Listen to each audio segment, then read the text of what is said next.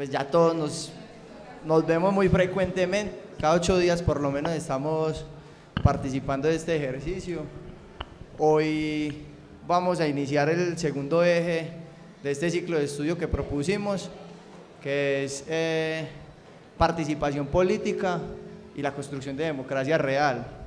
Y pues para el primer momento, que es como un ejercicio contextual de cómo ha sido la movida histórica en el oriente antioqueño, nos acompaña el compañero Vlado, que ya nos va a contar como a qué proceso pertenece y pues que quiere que sea muy conversada también el parche acá. Entonces. No, en primera instancia agradecerle a los compas de Sin Esquema, a todos, pues por invitar a este espacio, por la oportunidad tal vez de hablar de lo que más le alegra a uno en la vida, que es poder hablar del oriente antioqueño, ¿no?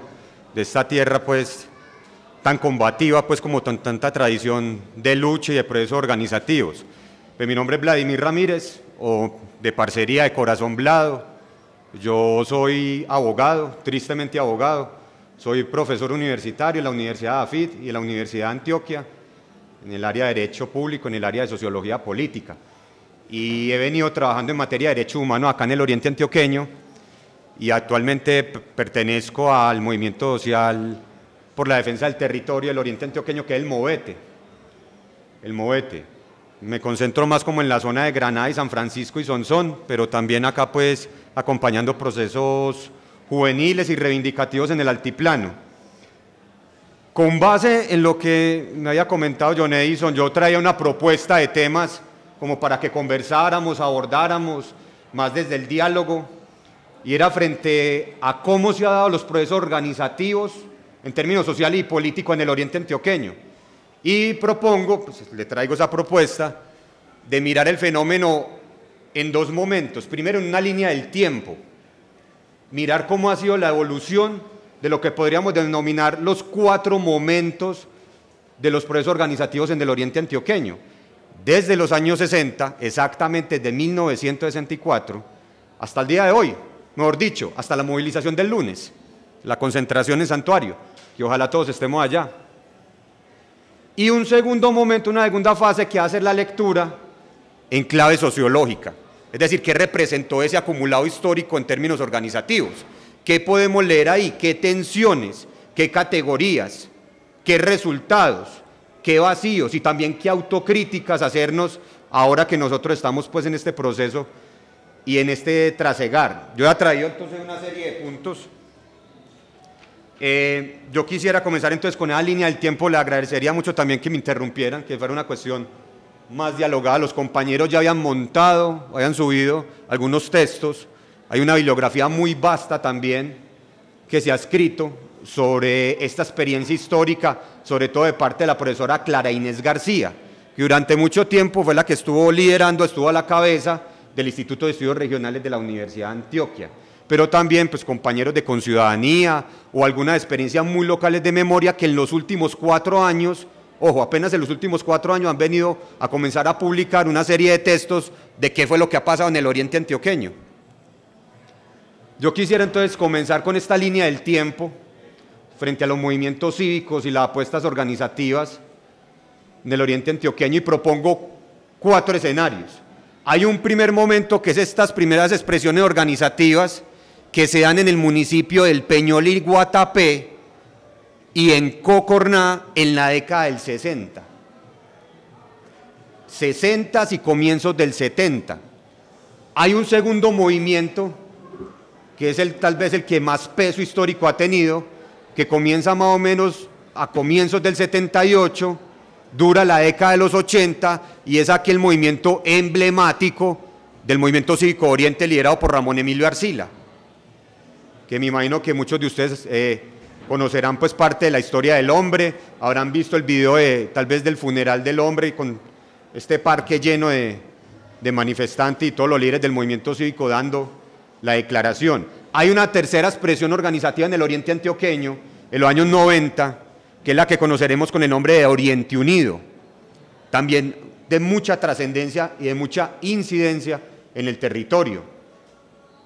Digamos que hay un intersticio ahí entre el año 2004 y 2008, que es este híbrido tan extraño del laboratorio de paz de la propuesta de la Asamblea Provincial de la sobre-onegeización del Oriente, y un último momento, que es el que conocemos hoy como el Movete, como el Movimiento Social por la Defensa del Territorio del Oriente Antioqueño. Si uno fuese a definir un punto de inflexión, un punto de partida, a partir del cual comenzar a leer estas expresiones organizativas, políticas, en el Oriente Antioqueño, tiene que ser necesariamente 1964. ¿Por qué? En el 64 se diseñan y comienzan a ejecutarse los tres grandes megaproyectos de infraestructura para el Oriente Antioqueño. El primero de ellos era entonces el embalse de Peñol-Guatapé, el segundo la autopista Medellín-Bogotá y el tercero el aeropuerto internacional José María Córdoba. Y a pesar de que los proyectos llegan a consolidarse hasta finales de los 70 o comienzos de los 80, recordemos que la autopista Medellín-Bogotá la inauguran en el año 82 y el José María Córdoba lo inauguran el 30 de junio de 1985, pues estos procesos, estos diseños de infraestructura vial, infraestructura energética comienzan en el año 64 a definirse. Yo quiero contar más, es una serie de anécdotas, ¿sí?, de hechos, que fueron uno a uno construyendo la cotidianidad del movimiento. Resulta que las primeras expresiones organizativas de las que tiene registro fue la compra de tierras por parte de la Gobernación de Antioquia y de empresas públicas de Medellín en el municipio del Peñol. En el año 64 comienzan esta compra de tierras, y una de las tierras o de los predios que más afectan es del médico más reconocido del municipio del Peñol. Ese señor se llama Demetrio Gallego. Don Demetrio era un gamonal del pueblo, de historia, el médico del pueblo, y él era dueño de grandes extensiones de tierra en el Peñol. Permitía que los trabajadores, que los campesinos cultivasen allí, sobre todo maíz, fique y frijol. Los predios de él fueron los que se vieron más golpeados por todo el diseño de la empresa, de la hidroeléctrica El Peñol Guatapé. A finales del año 64 comienzan las primeras movilizaciones en contra del proyecto hidroeléctrico, incluso liderados por toda la familia de don Demetrio. Comienza muy ligado también al sector magisterial, y esto es un elemento que quiero dejar claro acá. Las diferentes expresiones organizativas, tanto populares como políticas en el Oriente Antioqueño, en sus 23 municipios y sus 4 zonas, han estado muy acompañadas del magisterio, del profesorado. Y en el Peñol no fue la excepción. El profesorado, junto con los estudiantes de los colegios, fueron los primeros que comenzaron en una serie de reuniones con la familia Gallego de don Demetrio para empezar a mirar qué se podía hacer frente a la compra de terrenos. Lastimosamente, y otra constante histórica en el Oriente, es que el 19 de enero de 1965, misteriosamente, asesinan a don Demetrio. Es asesinado en el pueblo. Claro, eso fue un golpe duro para el momento, para esas primeras expresiones organizativas. Lo que no sabían es que ese año de todo 1965, liderado sobre todo por las nietas de don Demetrio, Luz Marina, incluso la habíamos invitado a este espacio, yo le he dicho que viniera, Luz Marina todavía sigue viva. Luz Marina empieza a organizar el proceso de compra de predios, empiezan a organizar los primeros colectivos comunitarios y van a crear algo que se conocerá con el movimiento de acción peñolita. Es la primera expresión organizativa en términos populares y cívicos que hay en el Oriente Antioqueño. El movimiento de acción peñolita se concentra en posibilitar un diálogo con empresas públicas de Medellín que salvaguarde los derechos y garantías de los campesinos que se van a ver expulsados del proyecto donde se va a construir el embalse del Peñol Guatapé. Ahí aparece otra figura, que es un cura, un sacerdote. Otros personajes que van a ser muy influyentes también en el Oriente Antioqueño, ahorita vamos a mirar por qué. Los sacerdotes van a ser esa bisagra, ese medio de diálogo entre las instituciones y los procesos organizativos. Aparece un cura que se llama Pacho Campo. Pacho Campo hacía parte de un grupo de sacerdotes que para ese entonces, ya estamos hablando más o menos del año 66-67, de un grupo de sacerdotes que tenían cierta influencia a nivel nacional que vamos a conocer como el grupo de Golconda, un grupo adscrito a las ideas del padre sociólogo Camilo Torres Restrepo, a las ideas de la teología de la liberación.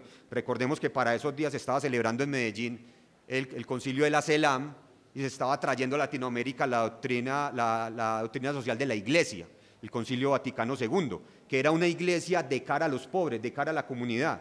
Pacho Campo, este cura, venía de ese proceso.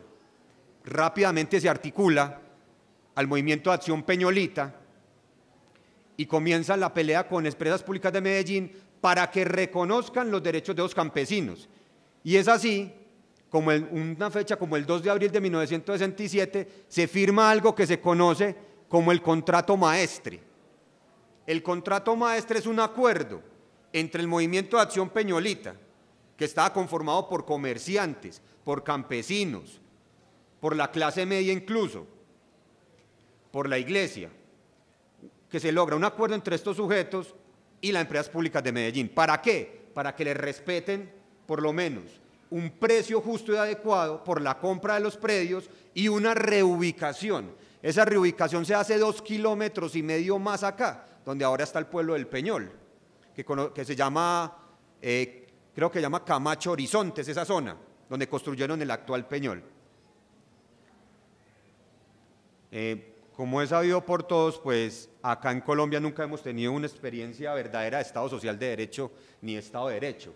Acá siempre se ha gobernado bajo la excepción, ¿cierto? Rápidamente en el Peñol aplicaban en el año 69 el estado de sitio. Recuerden que para esa época había comenzado el Frente Nacional, el gobierno del Frente Nacional, y el Peñol, junto con el municipio de La Unión, fueron los dos primeros municipios que militarizaron el oriente antioqueño.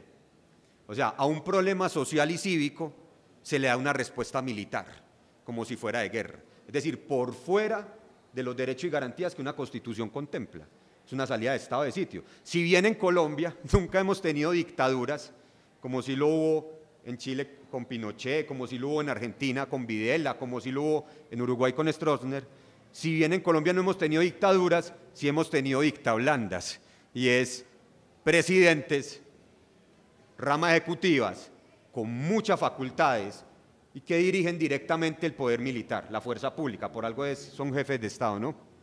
Pues bien, este primer momento de expresiones organizativas en el oriente antioqueño se va a caracterizar por eso, por una articulación entre diferentes sectores de la sociedad de cara al despojo que estaba generando la compra de predios del embalse Peñol Guatapé y por un primer triunfo del movimiento social de cara a Empresas Públicas de Medellín, que es ese contrato maestre el 2 de abril de 1967. Lastimosamente, lo que va del año 70 hasta el año 77 se va a caracterizar por una continua persecución, señalamiento y estigmatización de los líderes del movimiento de Acción Peñolita, entre ellos la señora Luz Marina, entre ellos el padre Pacho Campo, toda la familia de los gallegos, los descendientes de don Demetrio.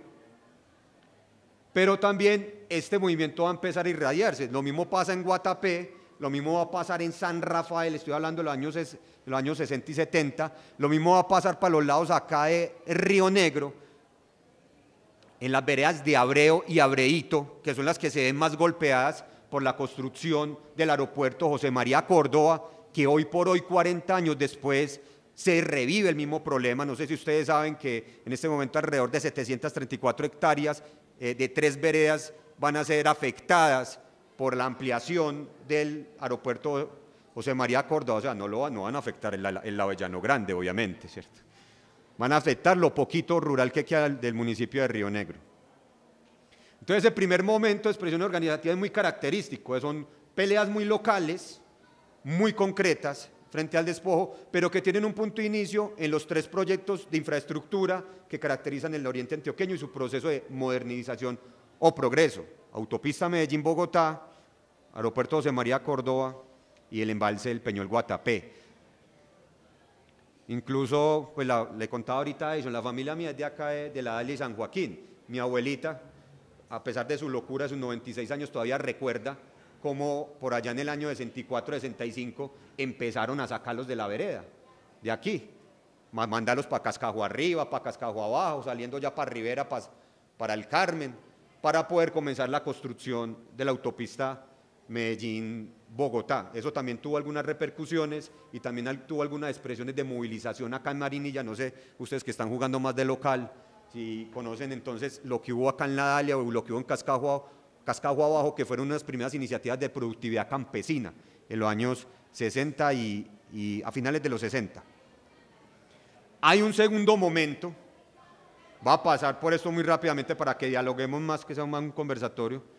Hay un segundo momento de los procesos organizativos en el Oriente que conocemos precisamente como el movimiento cívico del Oriente Antioqueño. Tiene un punto muy concreto de inicio o un punto de inflexión que sería, como ustedes bien saben, el 14 de septiembre de 1977, el mayor paro nacional que ha habido en el país, que verdaderamente frenó la economía y la productividad de toda la nación. Obviamente el Oriente Antioqueño no era ajeno a ese acontecer nacional. De ahí comienzan una serie de movilizaciones, sobre todo acá en el altiplano, concentrados en Río Negro, La Unión y La Ceja, y comenzaría el problema, claro está, que siempre ha guiado el parámetro del Oriente Antioqueño, que es el problema de las electrificadoras, de la generación de energía. Para ese entonces comienzan los primeros choques en materia de tarifas o de generación de infraestructura para la producción de energía y comercialización con lo que llamaba la electrificadora de Antioquia. Y me imagino que ustedes han visto la cartillita que escribió Carlos Ruiz, ¿cierto? De un Oriente Antioqueño, un pueblo en lucha, que lo que hace es recoger toda esa experiencia de acumulado organizativo y de lucha de masas que se da desde el 21 de diciembre del 81, cuando acá en el Teatro Municipal del pueblo de Marinilla se hace la primera asamblea cívica. Y viene toda la gente con la cuenta de servicios diciendo los problemas que tienen con EPM, con la electrificadora de Antioquia y con ISA, ¿cierto?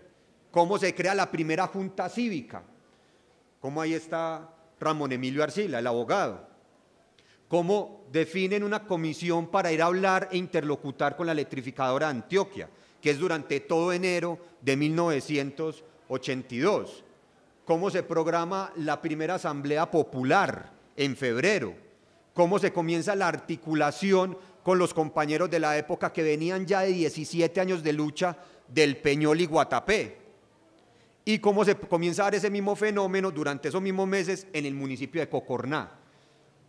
Para los años 80 son dos municipios los que comienzan a liderar eso, el movimiento cívico. Uno es Marinilla, claro, el acumulado social de las asambleas populares. En cuestión de 2 meses hicieron 2 asambleas populares. Y en Cocorná, que incluso en Cocorná la alcaldesa de ese entonces logra adherirse al movimiento cívico y permite que la gente no pague la cuenta de servicios. Eran medidas de presión. ¿Qué caracteriza este movimiento cívico en el año 81, 82 y 83? Primero, unos niveles de organización muy consolidados. La creación o manifestación de escenarios de democracia directa, sustancial y horizontal que conoceremos como asambleas populares. Pero no solamente la crítica, sino también la generación de propuestas, los primeros pliegos de acuerdo, las primeras exigencias en materia de tarifas. Y la construcción, que yo creo que esto es lo más importante del movimiento cívico Oriente, de generar canales de comunicación y articulación a nivel regional, cosa que no habían podido hacer las diferentes presiones muy localizadas, muy puntualizadas de los años 60 y 70 en el Peñol, en Cocorná, en La Unión, en San Rafael, ¿cierto?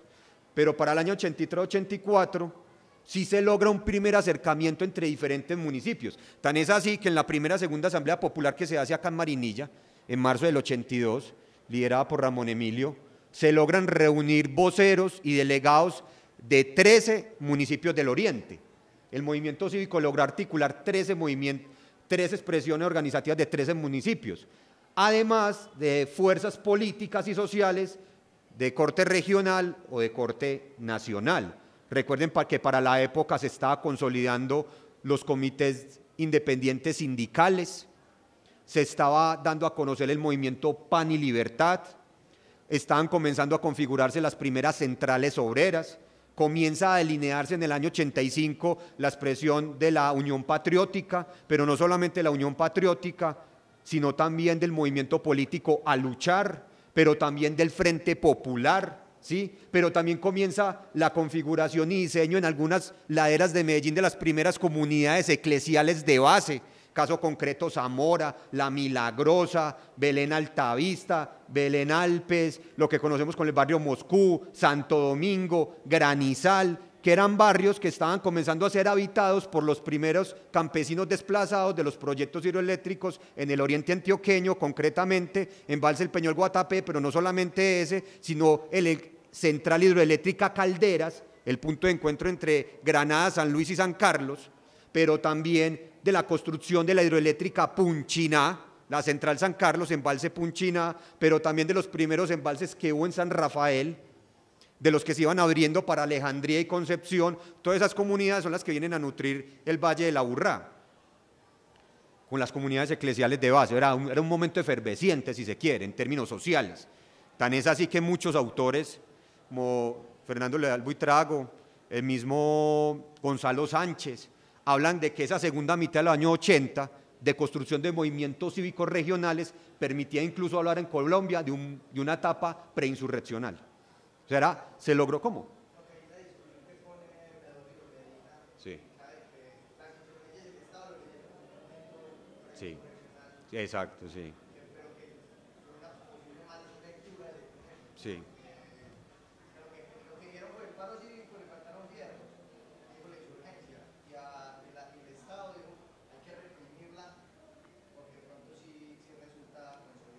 Claro.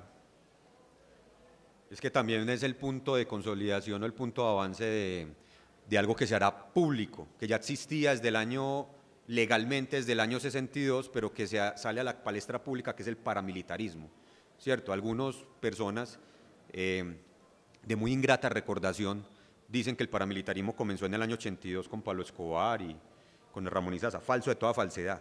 Desde 1950, hago un paréntesis acá, eso era un punto del final, pero hago un paréntesis acá para comprender también cómo se encuentra ese auge de movimiento social con una expresión de paramilitarismo. Y es que en 1951, en enero de 1951, llega a Bogotá la primera visita, que es la misión Yarrubuk, la primera visita del Comando Sur del Ejército de los Estados Unidos. Y el coronel Yarrubuk viene con un manual bajo el brazo, que es el manual 03 de contrainsurgencia, es la doctrina de la seguridad nacional. No es gratuito que en febrero del 51 se crea el Comando Conjunto de las Fuerzas Militares y se crea la profesionalización del soldado colombiano, porque antes eran soldados regulares, pero a partir del 51 se profesionaliza la labor de la fuerza pública, se articula Armada, Fuerza Aérea y Pie de Fuerza, Ejército, y comienzan a viajar los primeros soldados, que fueron un grupo como es 45, a la que conoceremos como la Escuela de las Américas en Chicago, entre el 51 y el 59. En el 62 se crean los primeros decretos de estado de sitio que permiten que el ejército comience a desarrollar, a desarrollar guerra sucia, a desarrollar doctrina de la seguridad nacional. Y en el gobierno de Guillermo León Valencia saca un decreto que es el 3368, un decreto bajo estado de sitio, un decreto excepcional, que crea la defensa civil y el orden público, y en el cual, es un decreto cortico, lo pueden leer, son 5 páginas, en el cual autoriza que el ejército patrulle con civiles. Incluso es mucho antes, ese decreto es mucho antes de que emerja, pase lo que pase con lo que llamaban las republiquetas o repúblicas independientes en el sur del Tolima y norte del Huila, que conoceremos como el Bloque Sur Campesino, que en el año 66 tomará el nombre de FARC, o lo que pasará con los viejos herederos de la guerrilla de Rafael Rangel y la guerra comunera en el sur de Santander. El paramilitarismo tiene un origen legal, estrictamente legal. Lo antes que se hace público es en el año 77-78, pero eso lo podemos hablar ahorita, porque el paramilitarismo tampoco es un monolito, tiene 3 orígenes diferentes, y acá en el oriente golpearon los tres golpearon muy fuerte. Tan es así que cuando matan a Ramón Emilio, luego de que lo matan un 30 de enero del 89, 30 de diciembre, perdón, del 89, luego del asesinato del hombre, es que como el movimiento cívico Oriente entre el 82 y el 88 logró tanta incidencia institucional, tanto desarrollo social, tanto pliego y tanto acuerdo, que lo pueden mirar incluso en la cartilla, yo acá la traje incluso, si alguien la quiere sacar copia, quiere quedar con ella, se está volviendo un problema estaba colocando en vilo el poder tradicional que siempre había imperado en el oriente antioqueño. Ese era uno de los puntos de análisis que ameritaría tocar ahora. Simplemente para hacer es por este momento la línea de tiempo del asunto histórico. Hombre, tan es así que después de que matan a Ramón Elilio, parce, vienen 66 homicidios más.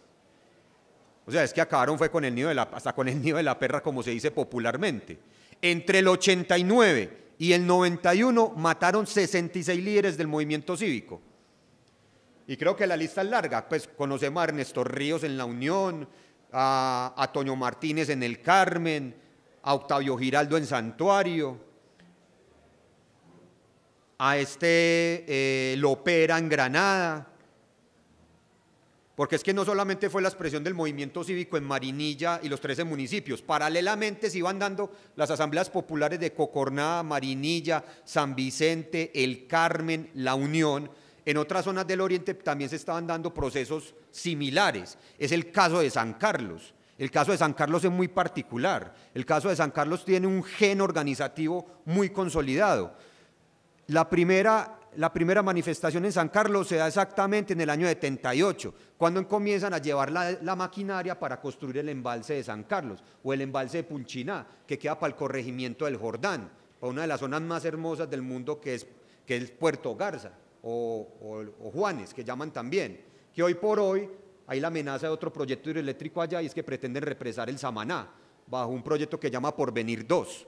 Eso sí se va a tirar todo el oriente, literal.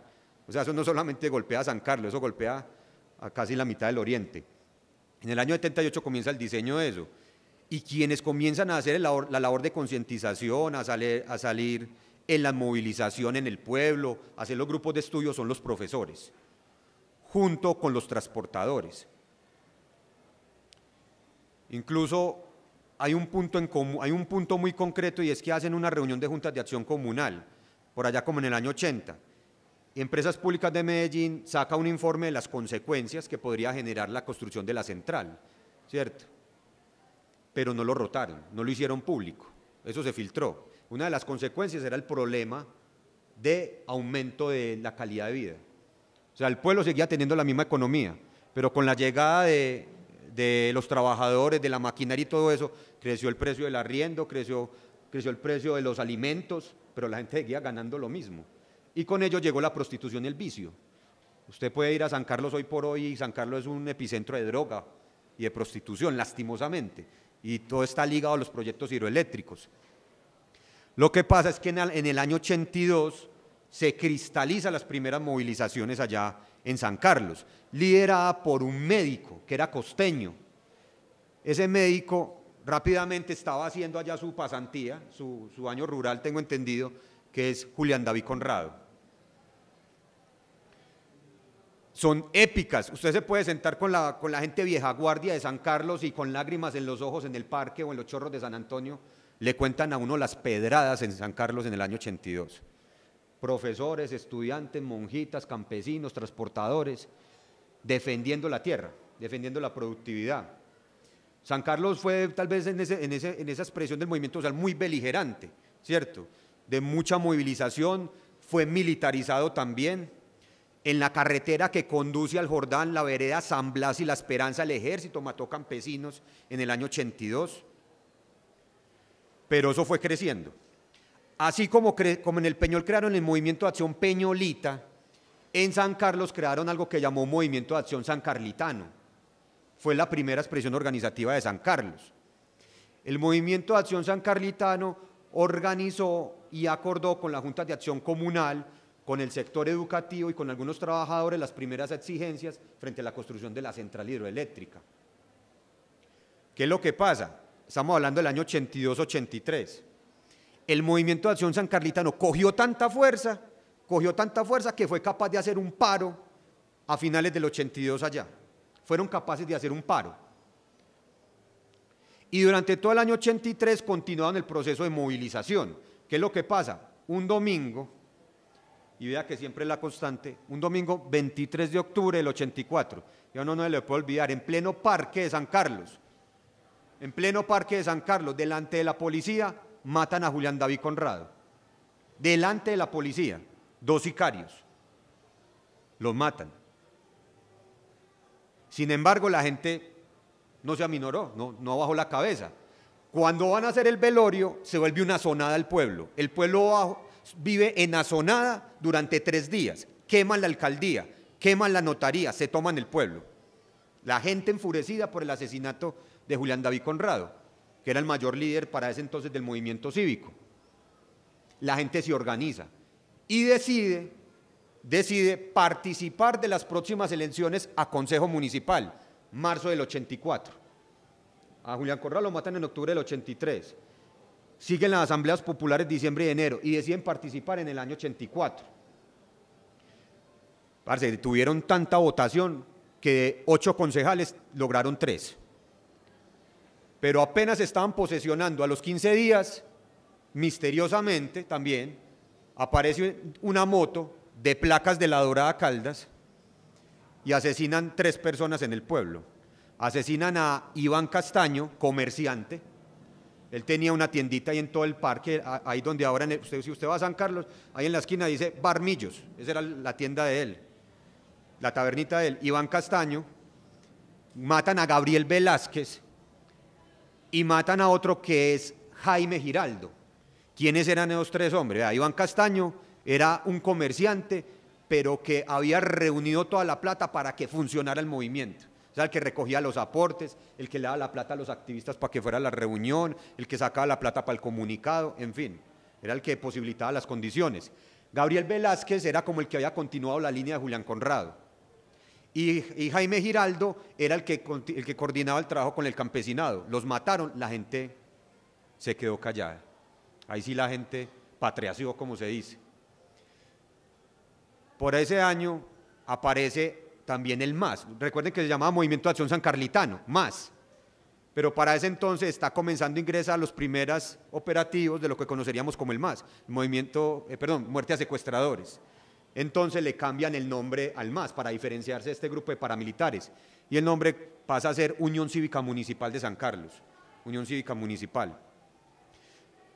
Es muy bonito porque eso se riega por todo el oriente, o sea, entre el año 84 y 88 cada municipio del oriente tenía su movimiento cívico, su movimiento de acción Peñolita, movimiento de acción de San Rafael, la Unión Cívica de San Carlos, el movimiento cívico de la Unión, en fin.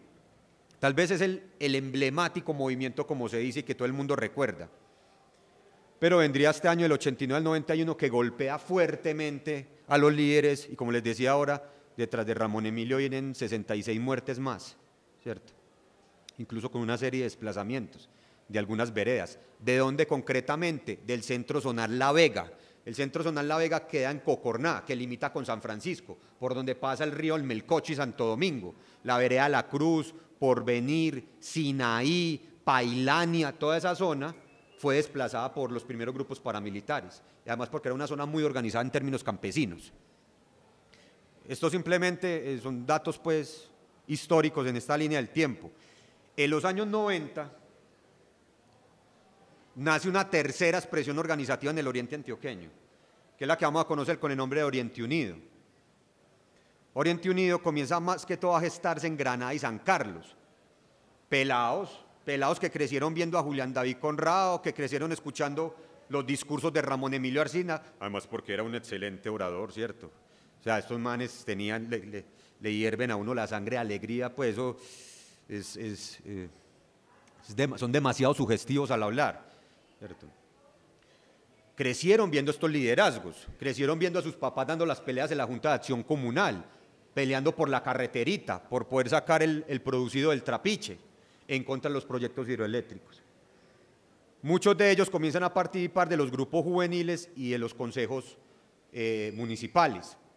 En el año 91 comienza a gestarse algo que vamos a conocer como Unidos por San Carlos. Participan de las elecciones al Consejo Municipal y llega primero uno.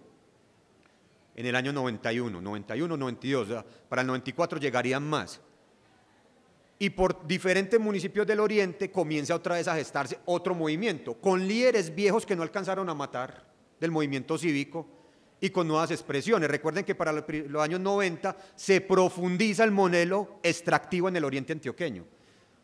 ISA e ISAGEN comienzan a desarrollar otra serie de proyectos hidroeléctricos, comienza el segundo cableado nacional del sistema de transmisión nacional de energía, que es el que cruza por acá por el Biao en Cocorná, que sale a Río Verde,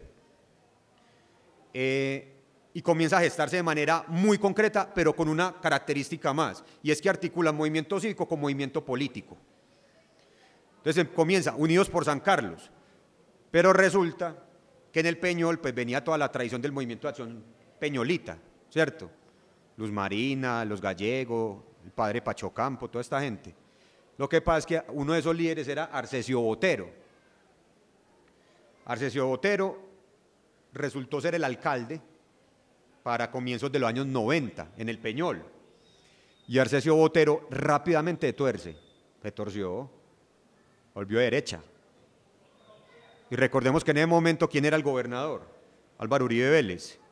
Y Álvaro Uribe Vélez materializa en el departamento de Antioquia un decreto también creado bajo facultades excepcionales del presidente César Gaviria, pero que se ejecuta en el gobierno de Samper, que es el decreto, no recuerdo el número exacto, es 4 algo, 456, 4 algo, que es el decreto que permite la creación de las convivir. 452, decreto 452, gracias hombre, Dios le pague. El 452 es el decreto que crea las convivir en Antioquia. Rápidamente Arcesio Botero crea una convivir, y esta convivir comienza a ser financiada por los comerciantes del Peñol y comienza la labor de limpieza social. Hombre, la gente, eso fue como abrir la nevera calorado, pues uno queda en una pieza, ¿cómo así que vos sos el líder del movimiento de acción peñolita y se te nos torces así? La gente le cambia el nombre y crea Unidos por el Peñol, y sale Unidos en la Unión, y sale Unión Granadina, y sale Unión San Franciscana, no me acuerdo cómo se llamaba, en San Francisco. En fin, y todas estas expresiones locales en los 90 comienzan a articularse. Fue tal el nivel organizativo de Oriente Unido que llegaron a tener alcaldes y concejales. Por ejemplo, en San Carlos llegaron a tener la totalidad del consejo, 9. El alcalde de Granada era Oriente Unido. Los planes de desarrollo, por ejemplo, de San Francisco y Cocorná los hizo Oriente Unido. O sea, un nivel de incidencia impresionante, un nivel de articulación y de movilización muy fuerte. Pero una cosa que va a caracterizar a Oriente Unido, que de pronto no lo tenía muy claro la gente de los años 70 o el movimiento cívico de los años 80, y es que le apostaron mucho a los procesos de formación. Entonces, Oriente Unido tenía escuelas de formación campesinas en las veredas. Ahí estaba Amanda era la que hacía, lastimosamente exiliada, Cruz Elisa, de la vereda del Porvenir en el Carmen de Iboral, también exiliada. Recuerden a Ali Gómez, personero de El Carmen, asesinado a una cuadra del parque, también hizo parte de los talleres de derechos humanos que articulaba con Oriente Unido. Los procesos de formación que se lograron articular con la Corporación Jurídica Libertad. En fin, era una apuesta integral en términos de formación, no solamente de movilización, de crítica, sino también de formación de sujeto político. Luego vendría estos años oscuros que la gente acá en el campo llama la violencia, que va del 98 al 2004, con el inicio de la operación militar por parte de la Cuarta Brigada, una operación que llama Audaz, luego con el ingreso de los primeros hombres de las autodefensas campesinas de Córdoba y Urabá, luego con el ingreso del bloque Metro, luego con algunos hombres del bloque Central Bolívar ingresando por San Roque, el Alto de Dolores en Caracolí, y luego con el programa de seguridad democrática, ahorita podríamos hablar de eso, y las 6 operaciones militares que hubo en el oriente antioqueño que terminaron desvertebrando y acabando la totalidad del movimiento popular y cívico en el oriente antioqueño. Pero eso lo podemos mencionar ahora. Luego de esta parte de la violencia vendría lo que les decía ahora, esta ONGización del Oriente, por llamarlo así. Eso es un punto para el debate. Yo sí he querido ser muy crítico frente a eso, aunque tengo muy buenos amigos pues en Prodepaz y en Conciudadanía y todo ello, pero el asunto del laboratorio de paz, ¿sí? El asunto de la sobrediagnosticación, sobrediagnosticación del Oriente, porque en ese momento se crea como una especie no, sí, bacano, si acá hay algún compañero de esas ONGs o algo, me encantaría poder hablar con ellos. Oh, no, y además pues están en el Movete, por favor, pues, no que hay que dar el debate también, para que no empiecen a hacer miradas por ahí. De una vez alce la mano, hermano, para mirarlo a los ojos. ¿Cómo? No, parece. Ya no, y no que es que yo hago una lectura desde ahí, y fue que ese proceso de sobrediagnosticación generó una especie de visión maniquea del movimiento social en el oriente antioqueño. Entonces, como los que estamos en el laboratorio de paz y los que no. Entonces, los que estamos articulados a los proyectos internacionales y recibimos la plata de proyectos de reconciliación y los que no. Eso creó una división que la conclusión fue que se cambiaron procesos por proyectos y se individualizaron los planes. Se cooptaron liderazgos, se cambió la palabra dirigencia por líder. En fin, ahí está el debate, ¿cierto? Para darlo. También es una lectura que he tenido y que he ido construyendo pues ahí, y que también he debatido, bueno, con Juan Bernal también lo he debatido, con la misma Alba, pues, y acá hay alguien de Conciudadanía, pues, me lee mis saludos. Y hay otro punto de quiebre, otro punto de inflexión, que sería noviembre de 2007. Me imagino que de pronto ya algunos de ustedes, porque ya veo algunos igual de calvitos que yo, o igual de catanitos, que en el 2007 se hace el foro energético, en el Peñol. No, primero en el Santuario y después en el Peñol. En el Peñol es en el 2008, que lo que pretende es empezar a mirar, bueno, ¿qué pasó con todo esto? ¿Quiénes quedaron? ¿Qué es lo que se viene para el oriente antioqueño en materia de generación de hidroeléctrica o proyectos hidroeléctricos? De una serie de reconstrucción de tejido social y de confianza, porque ya nadie creía en nadie, definitivamente. Y es así como desde finales de 2012 y en el año 2013 comienzan a darse una serie de articulaciones alrededor de los festivales del agua, que buscaban recuperar las tradiciones campesinas, la defensa del territorio, y comienza a recuperarse la historia del Festival del Agua. Entonces se hace uno en Cocorná en el 2011, en el 2012 se hace en San Francisco, en el 2013 en el Carmen, en el 2014 en San Carlos y en el 2015 otra vez acá en el Carmen. Y este año lo vamos a hacer en San Luis.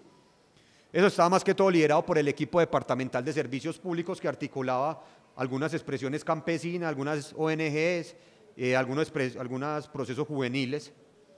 Y en el año 2013 comienzan a articular diferentes procesos en el oriente. Y en octubre del 2013 comienza a gestarse lo que conocemos como el Movete, hasta el día de hoy. El Movete toma la propuesta del Festival del Agua, hace el acompañamiento jurídico a las comunidades, desarrolla las comisiones metodológicas de formación y acompaña lo de movilización, ¿cierto?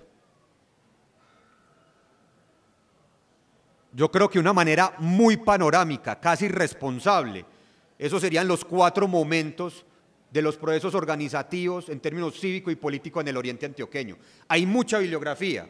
Por ejemplo, para ese año de los años 60 y 70, en el 2014 se publicó un texto de una muchacha, Aura López, que se llama El Peñol, Crónica del Despojo, y narra todo lo de los años 70. Hay una profesora del municipio del Carmen que está haciendo una lectura a través de fuentes primarias, de archivo, de eso que pasó en los años 60 y 70, porque como ustedes bien saben, es que el oriente antioqueño es muy particular, es muy chistoso. Mire, el oriente antioqueño, si bien no estaba ajeno a la dinámica nacional, el oriente antioqueño ha sido muy endógeno. O sea, esa naturaleza de construcción cívica ha sido muy de acá. O sea, cuando a nivel nacional existía la unión patriótica y a luchar, acá no dio eso, acá todos eran movimiento cívico, ¿cierto? Incluso hubo expresiones a nivel nacional de la ANUC que estuvieron acá en el oriente, pero no, eran de ACOA, de la Asociación Campesina del Oriente Antioqueño. O sea, primaba lo regional por encima de los proyectos nacionales. Tan es así hoy que en el Movete hay diferentes plataformas. Está Marcha Patriótica, Congreso de los Pueblos, Agrodescendientes, Ríos Vivos, pero todos vamos allá como Movete, ¿cierto? Es una construcción muy endógena. El ser oriental es muy arraigado como a la construcción propia, a la identidad, a los valores de acá del territorio. Hay un texto también que puede recrear la parte de los procesos organizativos y cómo fueron golpeados por la violencia, que es el del Hugo Tamayo, de Granada. Hugo Tamayo se gana un premio de la alcaldía de Medellín y le publican un libro que se llama Desde el Salón del Nunca Más, crónicas sobre el desplazamiento, la violencia en Granada. Hugo Tamayo es un viejito que toda la vida fue comerciante, con Bambonelli, que la pasa para ahí tomando tinto, y después de viejito le dio por estudiar periodismo y publicó ese libro. Es muy duro, son 440 páginas cargadas de rabia y de dolor. Eso lo pone uno, lo deshidrata uno de la llorada, pero es muy bonito leerlo. Allá mismo en el pueblo lo puede conseguir o en alguna librería ya está. Si quieren ver una lectura mucho más rigurosa, detenida, analítica, de la construcción de los movimientos sociales en el Oriente y sobre todo de San Carlos, desde los años 50, está el texto del compañero Carlos Olaya.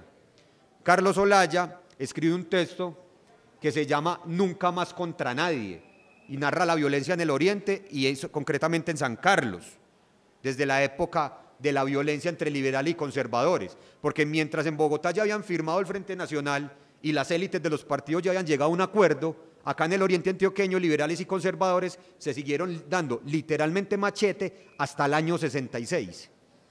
La última pelea entre liberales y conservadores fue en la vereda Los Limones de Cocorná. De hecho, el año pasado hicieron un acto conmemorativo de esa masacre. Los Limones, cuando usted va saliendo para San Francisco, pasa la entrada a Pailania, el cerro que está ahí, donde está Cerro Teta, esos son Los Limones. Ahí hicieron, imagínese, 10 años después todavía nos seguíamos dando acá machete, liberales y conservadores. De hecho, acá en la Dalia y Cascajo Abajo fue muy dura la pelea entre liberales y conservadores, o acá en San Vicente. Por eso es que en San Vicente hay una vereda que llama La Porquería, porque San Vicente era conservadores y en la porquería vivían todos los liberales, entonces los conservadores, allá vivían en esa porquería viven los liberales, y así quedó esa vereda con ese nombre. Hay otro texto, obviamente, el texto que ha escrito la profesora Clara Inés García, Geografías de la Guerra, el Poder y la Resistencia, Urabá y Oriente Antioqueño, en compañía de la profesora Clara Inés Aramburo. De pronto hay una lectura más del territorio, de las variables, las categorías, tensiones, problemáticas, sujetos que se cruzan, se imbrican en el territorio, en la construcción del movimiento social y las alternativas de resistencia. Existe una serie de crónicas que escribió un muchacho de nombre Daniel Mejía, lo publicó la Universidad de AFI, que se llama, crónicas que llaman ¿Volver para qué? Sobre Cocorná, ¿cómo? Daniel Rivera, es usted, qué pena. Daniel Rivera Mejía, Daniel Rivera, que lo publicó, que yo fue puta, qué pena, lo conocí. Porque ese man trabajó en el Colombiano, fue periodista del Colombiano. Si me puedes hacer el contacto, te lo agradecería con el alma. ¿O está presente? Ya. Parce, hay otro, ¿Volver para qué? Hay otro texto que se llama Con el miedo esculpido en la piel, sobre crónicas de la violencia en el corregimiento de Aquitania, de San Francisco, como de la ANTA, de Aquitania a San Francisco, la ANTA es de Sonsón. Hay otro texto que lo publicó el periódico Periferia, el periodista Rubén Zapata, que se llama Crónicas del Destierro, Oriente Antioqueño, el color púrpura del progreso. Muy bueno, cortico, pero excelentemente dateado. Bueno, habría que mirar que de pronto que otra sobre violencia, sobre que narre todos estos procesos, pues como tal, la cartilla de Carlos Ruiz, claro está. Algunos documentales que ha emitido Producciones El Retorno de Asociación Campesina de Antioquia. En YouTube están todos los videos. Pero bueno, esta historia del tiempo, ¿para qué? Para también lograr leer en clave sociológica qué ha significado ello. O sea, la pauta cualitativa, el asunto hermenéutico, cómo leemos, interpretamos esa huevonada, o sea, cómo son esos 50 años de construcción. Yo tenía algunos puntos acá para poner en el debate, aunque creo que ya di uno de ellos. Pero lo primero es que esas 4 expresiones que yo traigo acá a plantear de proceso organizativo en el Oriente Antioqueño identifican cada uno de ellos una tensión muy específica, una contradicción, y es aquella que sea entre territorio y vida versus progreso y despojo. El oriente antioqueño siempre ha estado asignado o se ha caracterizado por proyectos de infraestructura que han generado dinámicas de desplazamiento de despojo en el territorio, ¿sí? Recordemos que en el oriente antioqueño se produce el 37% de la energía del país. O sea, 1 de cada 3 bombillos lo prende el oriente antioqueño. La idea es que para 2023 se produzca en el oriente antioqueño más o menos el 42% de la energía en el país. Son 3 focos a nivel nacional: norte de Santander, sur del Huila y oriente antioqueño. En este momento en el oriente antioqueño tenemos 46 proyectos de hidroeléctricas, 2 de ellas centrales, 44 PCHs, pequeñas centrales hidroeléctricas, y tenemos en este momento 136 solicitudes de exploración y explotación minera en el territorio. El oriente antioqueño produce más o menos de los 14 megavatios que produce, de los 14.000 megavatios que produce el país, el oriente antioqueño produce creo que 6.000 algo. Solo el embalse, uno creería que el Peñol Guatapé es el que más produce por su tamaño, pero no, el que más produce energía es el de la central San Carlos, Punchiná. La central San Carlos tiene 8 turbinas tipo Pelton, produce 1.244 megavatios, es una cosa impresionante, por hora, tiene una caída de 70 metros. Y sin embargo quieren hacer otra al lado, no quedaron contentos con esa. Y del embalse Punchina es de donde sale el Sistema Nacional de Transmisión de Energía. Es tal vez el embalse más importante que haya en el oriente y en el país, de lo más importante en el país, junto con el de Tominé al sur de Cundinamarca. Entonces, si algo ha caracterizado precisamente a lo que se han encontrado estos movimientos sociales es atención, territorio y vida versus progreso y desarrollo. De hecho, muchas de las hidroeléctricas que se construyeron en los años 90 y ahora en la década del 2000 estaban ya diseñadas desde los años 60. Uno mira los documentos de la gobernación, uno los puede bajar de internet de la página de la gobernación y aparecen los documentos años 66, años 67 de los diseños de muchas de las hidroeléctricas.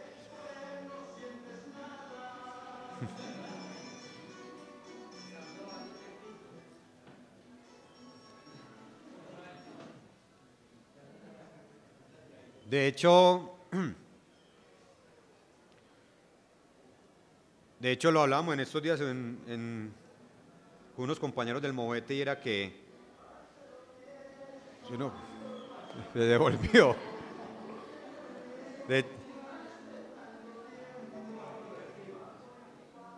Lo hablábamos en estos días y era que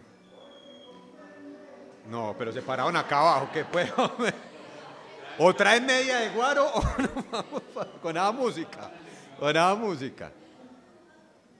Me va a tocar hablar más cerca del micrófono. Vale.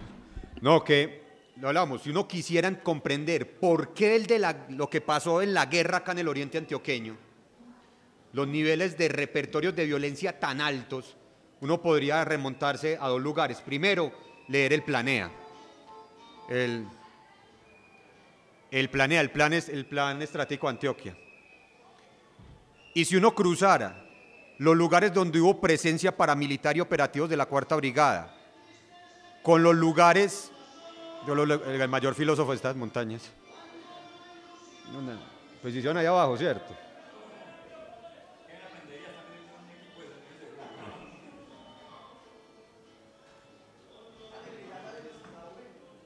Sí.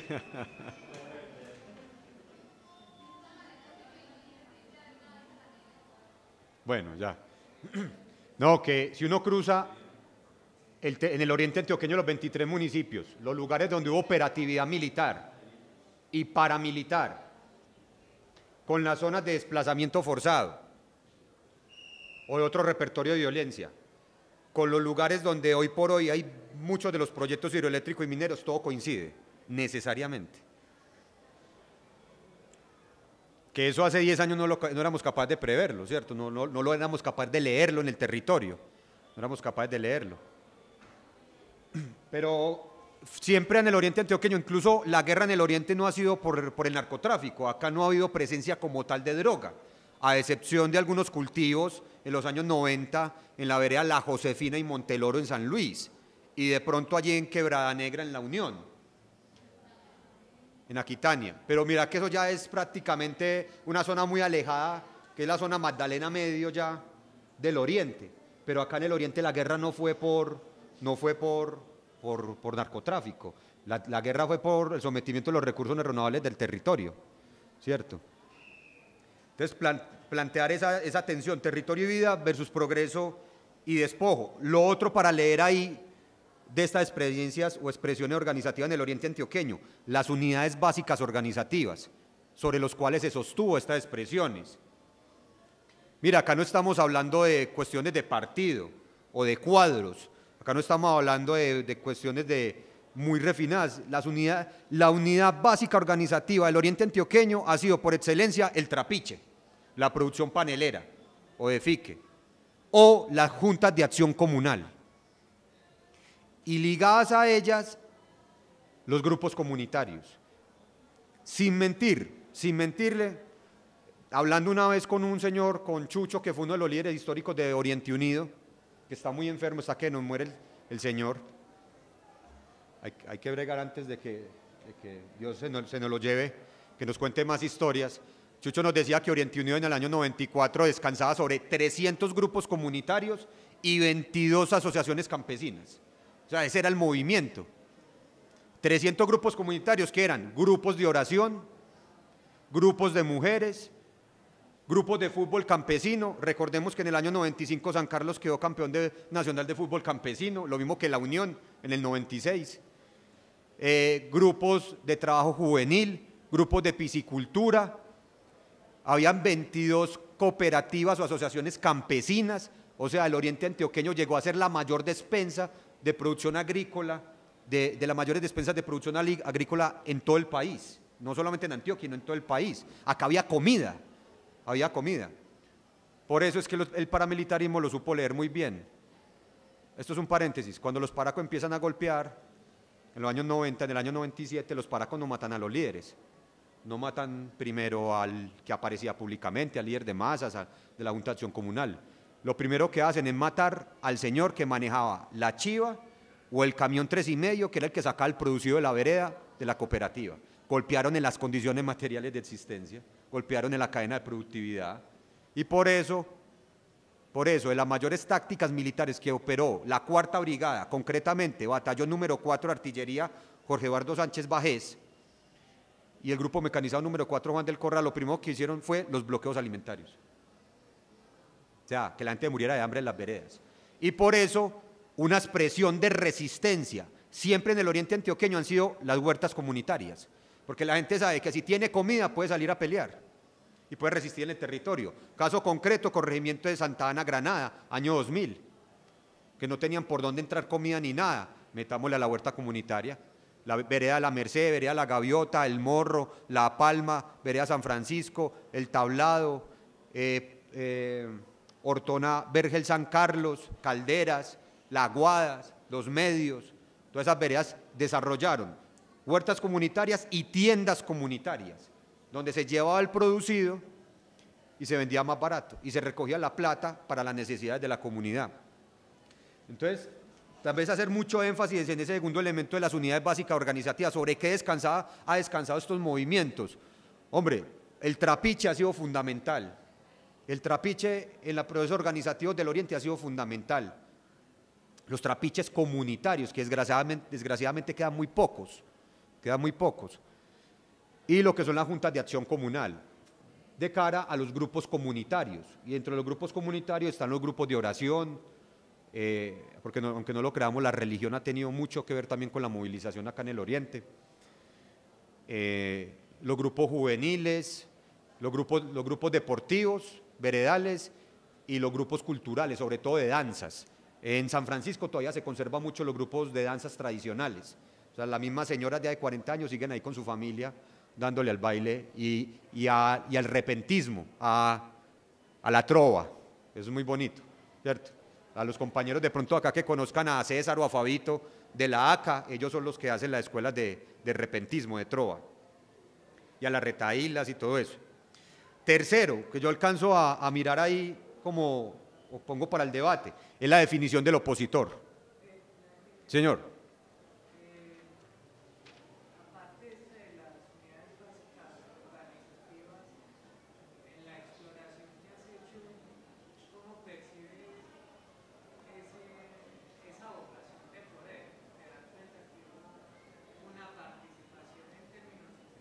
Sí. Ah, ese era el punto que seguía. Usted me estaba viendo la hoja. No, ese es el punto que seguía, sinceramente. Si querés lo paramos ahí un ratico. Y dame, yo hablo este puntico y seguimos en ese, porque hay que hacer énfasis en ese. Lo que pasa es que de pronto el movimiento cívico tuvo muy claro frente a quién se oponía. El movimiento cívico, los movimientos cívicos, 60, 70, 80, 90, ojalá nosotros también, era que pusieron por encima sus diferencias políticas y personales, ¿cierto? Eso no fue ni de liberales ni de conservadores. Es una característica muy propia del proceso organizativo. Primero, no fue un asunto clasista. O sea, nosotros no podemos hablar acá que el movimiento, las expresiones cívicas y populares del Oriente son estrictamente proletarias o campesinas. Falso. Es que el que lideró el asunto en el Peñol fue Demetrio, y Demetrio era el gamonal del pueblo, pero era un man que tenía un proceso con los campesinos muy de afecto, de construir comunitariamente. Otro, la Sociedad de Mejoras Públicas fue la que en muchos municipios, caso concreto San Carlos, caso concreto La Unión, el Carmen, fueron las que más incentivaron los procesos organizativos. Dos, los transportadores. Tres, liderazgos de juntas de acción comunal o muy ligados al proceso magisterial. En los años 90, ADIDA, ustedes saben que ADIDA es el sindicato de los profes, Asociación de Institutores de Antioquia, tuvo una presencia muy permanente en el Oriente, tenían comisiones permanentes acá en el Oriente. Mire que no son liderazgos tradicionales de partidos políticos. De hecho, eso fue tal vez uno de los mayores avances o de mayores resultados o victorias de los movimientos en el Oriente, y es que lograron demostrar que sí se puede construir una política alternativa por fuera del Partido Liberal y Conservador. Pero no he podido definir este punto, el tercero, que es definición del opositor. Si uno fuese a sintetizar, a puntualizar quiénes han sido los opositores, uno diría de tres. Esperemos que no haya ninguno de ellos acá tampoco, pero que sea el debate también, ¿cierto? Primero, Arquidiócesis Río Negro Sonsón. Segundo, Cornare. Tercero, que es el que tiene los hilos detrás, Partido Conservador. Partido Conservador siempre ha sido, en la historia del Oriente Antioqueño, la contraparte. Bueno, yo no sé si hoy es el Centro Democrático, cómo fluirá, y habría que hacer un análisis de contexto y coyuntura en materia de partido político en el Oriente Antioqueño hoy por hoy, ¿cierto? Y cómo está la correlación de fuerzas, sobre todo con la propuesta de área metropolitana o la cuestión de provincia, o los esquemas territoriales especiales de la 1454, por ejemplo, entre Caldas y el Oriente Antioqueño lejano. En fin, pero el Partido Conservador ha estado ahí, y el Partido Conservador está untado de sangre. En sus manos lleva la sangre y ha empuñado el machete con el que le han cortado la cabeza a los líderes campesinos del Oriente Antioqueño. ¿Sí?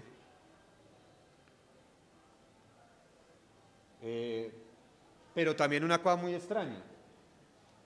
Sin embargo, el movimiento social llegó a tener, que ahí voy a pasar al cuarto punto, que es la articulación entre movimiento social y movimiento político en el Oriente Antioqueño. Por ejemplo, en la época de Oriente Unido, que les decía ahora, que llegó a tener alcaldes, llegó a tener consejos plenos, siendo de Oriente Unido.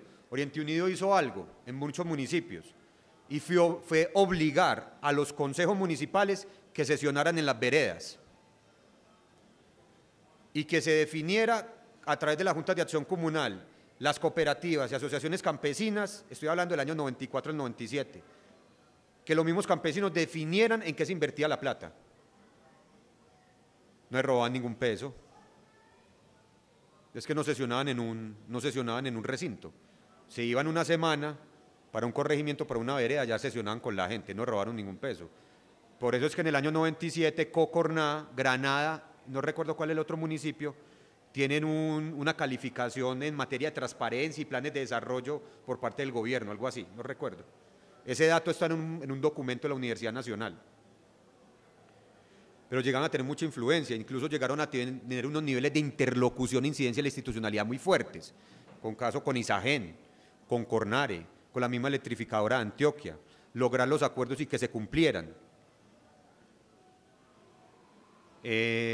Claro, eso no es homogéneo, eso no significa que siempre hubo candidatos y que en todos los municipios Oriente Unido o Movimiento Cívico tuvo candidatos y llegó a tener consejos, no.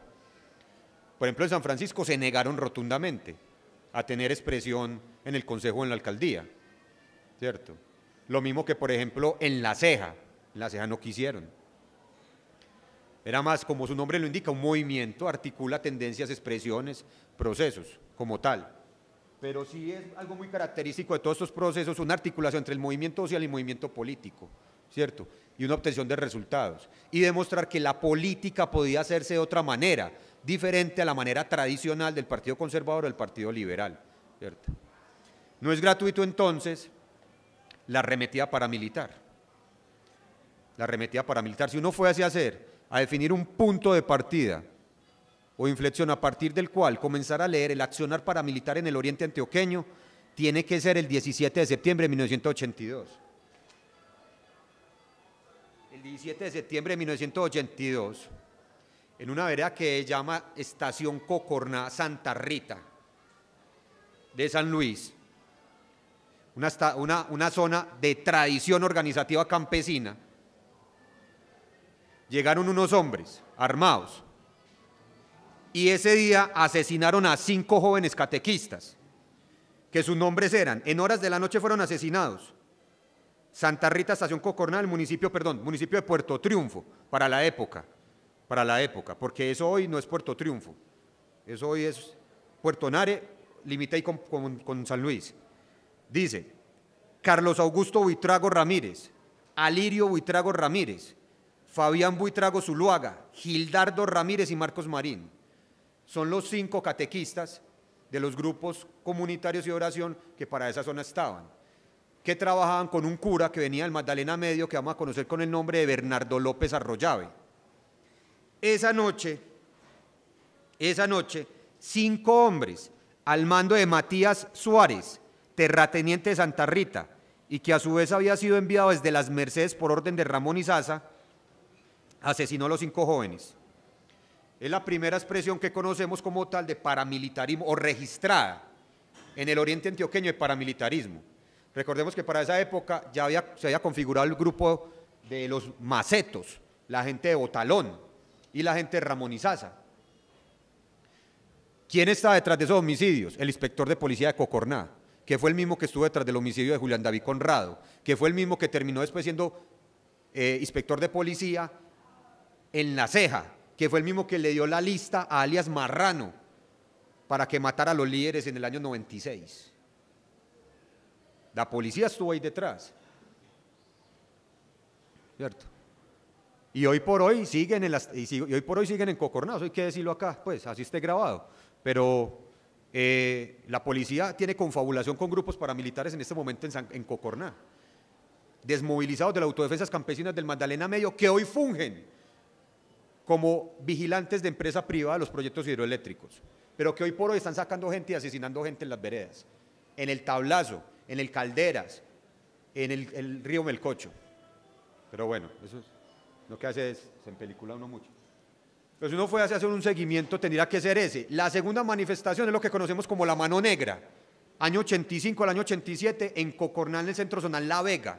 Ahí matan los líderes campesinos como tal, matan los líderes campesinos. Luego viene el homicidio de estos 66 líderes del movimiento cívico con Ramón Emilio. Y luego hay como un stand-by, una pausa de este paramilitarismo. Y en el año 95 aparece para los lados de Sonsón un grupo de 15 hombres que hacen llamarse Autodefensas Unidas de Río Verde. Los manes matan 2 campesinos en la vereda del Porvenir del Carmen de Iboral, entrando ahí por Manzanares, en la vía Sonsón. Y se pierden, y no vuelven a aparecer. Pero hay algo muy característico, y es que el epicentro del paramilitar, ojalá, no sé si ponemos las diapositivas, pero hay que abrir un correo o un Es que yo tengo acá unos mapas del Oriente Antioqueño de cómo ingresó el paramilitarismo al Oriente. Lo que quiero decir es que en el año 96, Santuario se vuelve el epicentro del paramilitarismo. En el año 94 comienzan a robar una serie de panfletos y de listas negras, en la cual hablan de algunos habitantes de calle o gente que tira vicios, ¿cierto? Esa lista no pasó a mayores, nunca mataron a nadie. En el año 96 vuelve y aparece la lista, pero la gente no le presta la atención. Y aparece una serie de unos 4 o 5 hombres que comienzan con cuchillo en mano y una 22 a matar, a hacer limpieza social, a matar habitantes de calle, loquitos o consumidores de droga. Están financiados por los comerciantes. Bueno, la idea es hacer, hombre, ¿para qué tocar este tema del paramilitarismo? Para entender cómo fue golpeado el movimiento social o el acumulado cívico y popular en los años 90, que llegó a unos niveles muy consolidados, muy masivos de organización, movilización y formación en el territorio del Oriente Antioqueño. Este es un informe que yo hice una vez para el Centro de Memoria Histórica sobre el fenómeno paramilitar en el Oriente. Acá está el mapa del Oriente Antioqueño. No sé si se alcanza a ver bien. No, ¿cierto? No.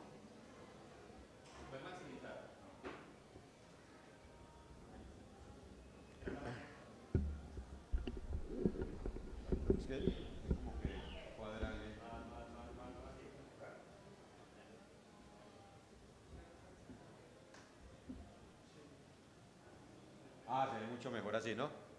Se entiende, se ve, ¿no? Yo me corro. Parceros, entonces, yo lo que quiero hablar es del ingreso de los años 90. Como les decía, hubo unas expresiones un poco aisladas, poco orgánicas en los años 80. Esta primera incursión de hombres del Magdalena Medio al mando de Matías Suárez y Ramón Izaza, que asesina a estos catequistas, a estos hermanos Buitrago, que estaban detrás del sacerdote Bernardo López Arroyave, desaparecen. Luego, en el año 85, estos mismos hombres aparecen con el nombre de Mano Negra en Cocorná, asesinan, creo que es un grupo de 3 líderes campesinos de la zona de La Vega. En el 89 hay un plan pistola mucho más urbano en la zona del Altiplano. Sí. ¿Eso da lugar a que se surja el puente Carlos Alero Buitrago? Sí, sí, total. Sí, iba a tocar ahorita de punto. Sí.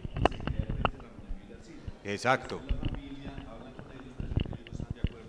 Aunque se cree ese frente del ELN. Sí. Entonces lo quitan. Sí, es verdad. Lo que pasa es que...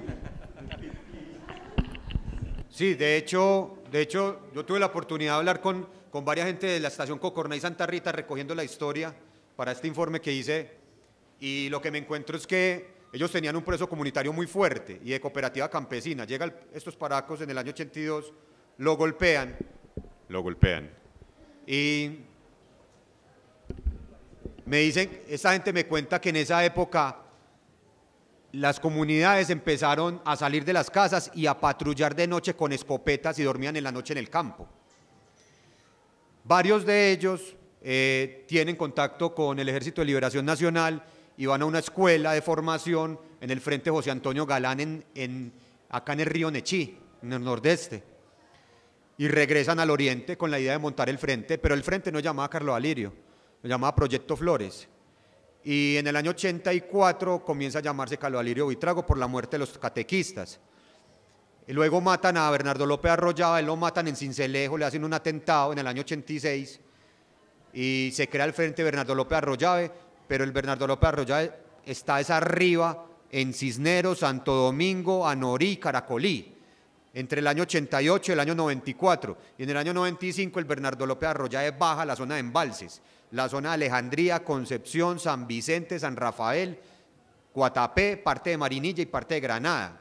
Y el Carlos Alirio se expande, sale del San Luis, pasa la autopista Medellín-Bogotá y coge la retaguardia de Río Verde, San Francisco, San Luis, y ahí comienza la expansión, y el 4 de marzo del 87 hacen la primera toma guerrillera en el municipio de Argelia, bajo el mando de Gerardo, y ahí llegan pues ya los otros líderes históricos del Carlos Alirio, que es José María, Carlitos, Wilmar, Byron, Eder, pues todos los que mandaron acá, que el Carlos Alirio llegó a tener mucha influencia acá.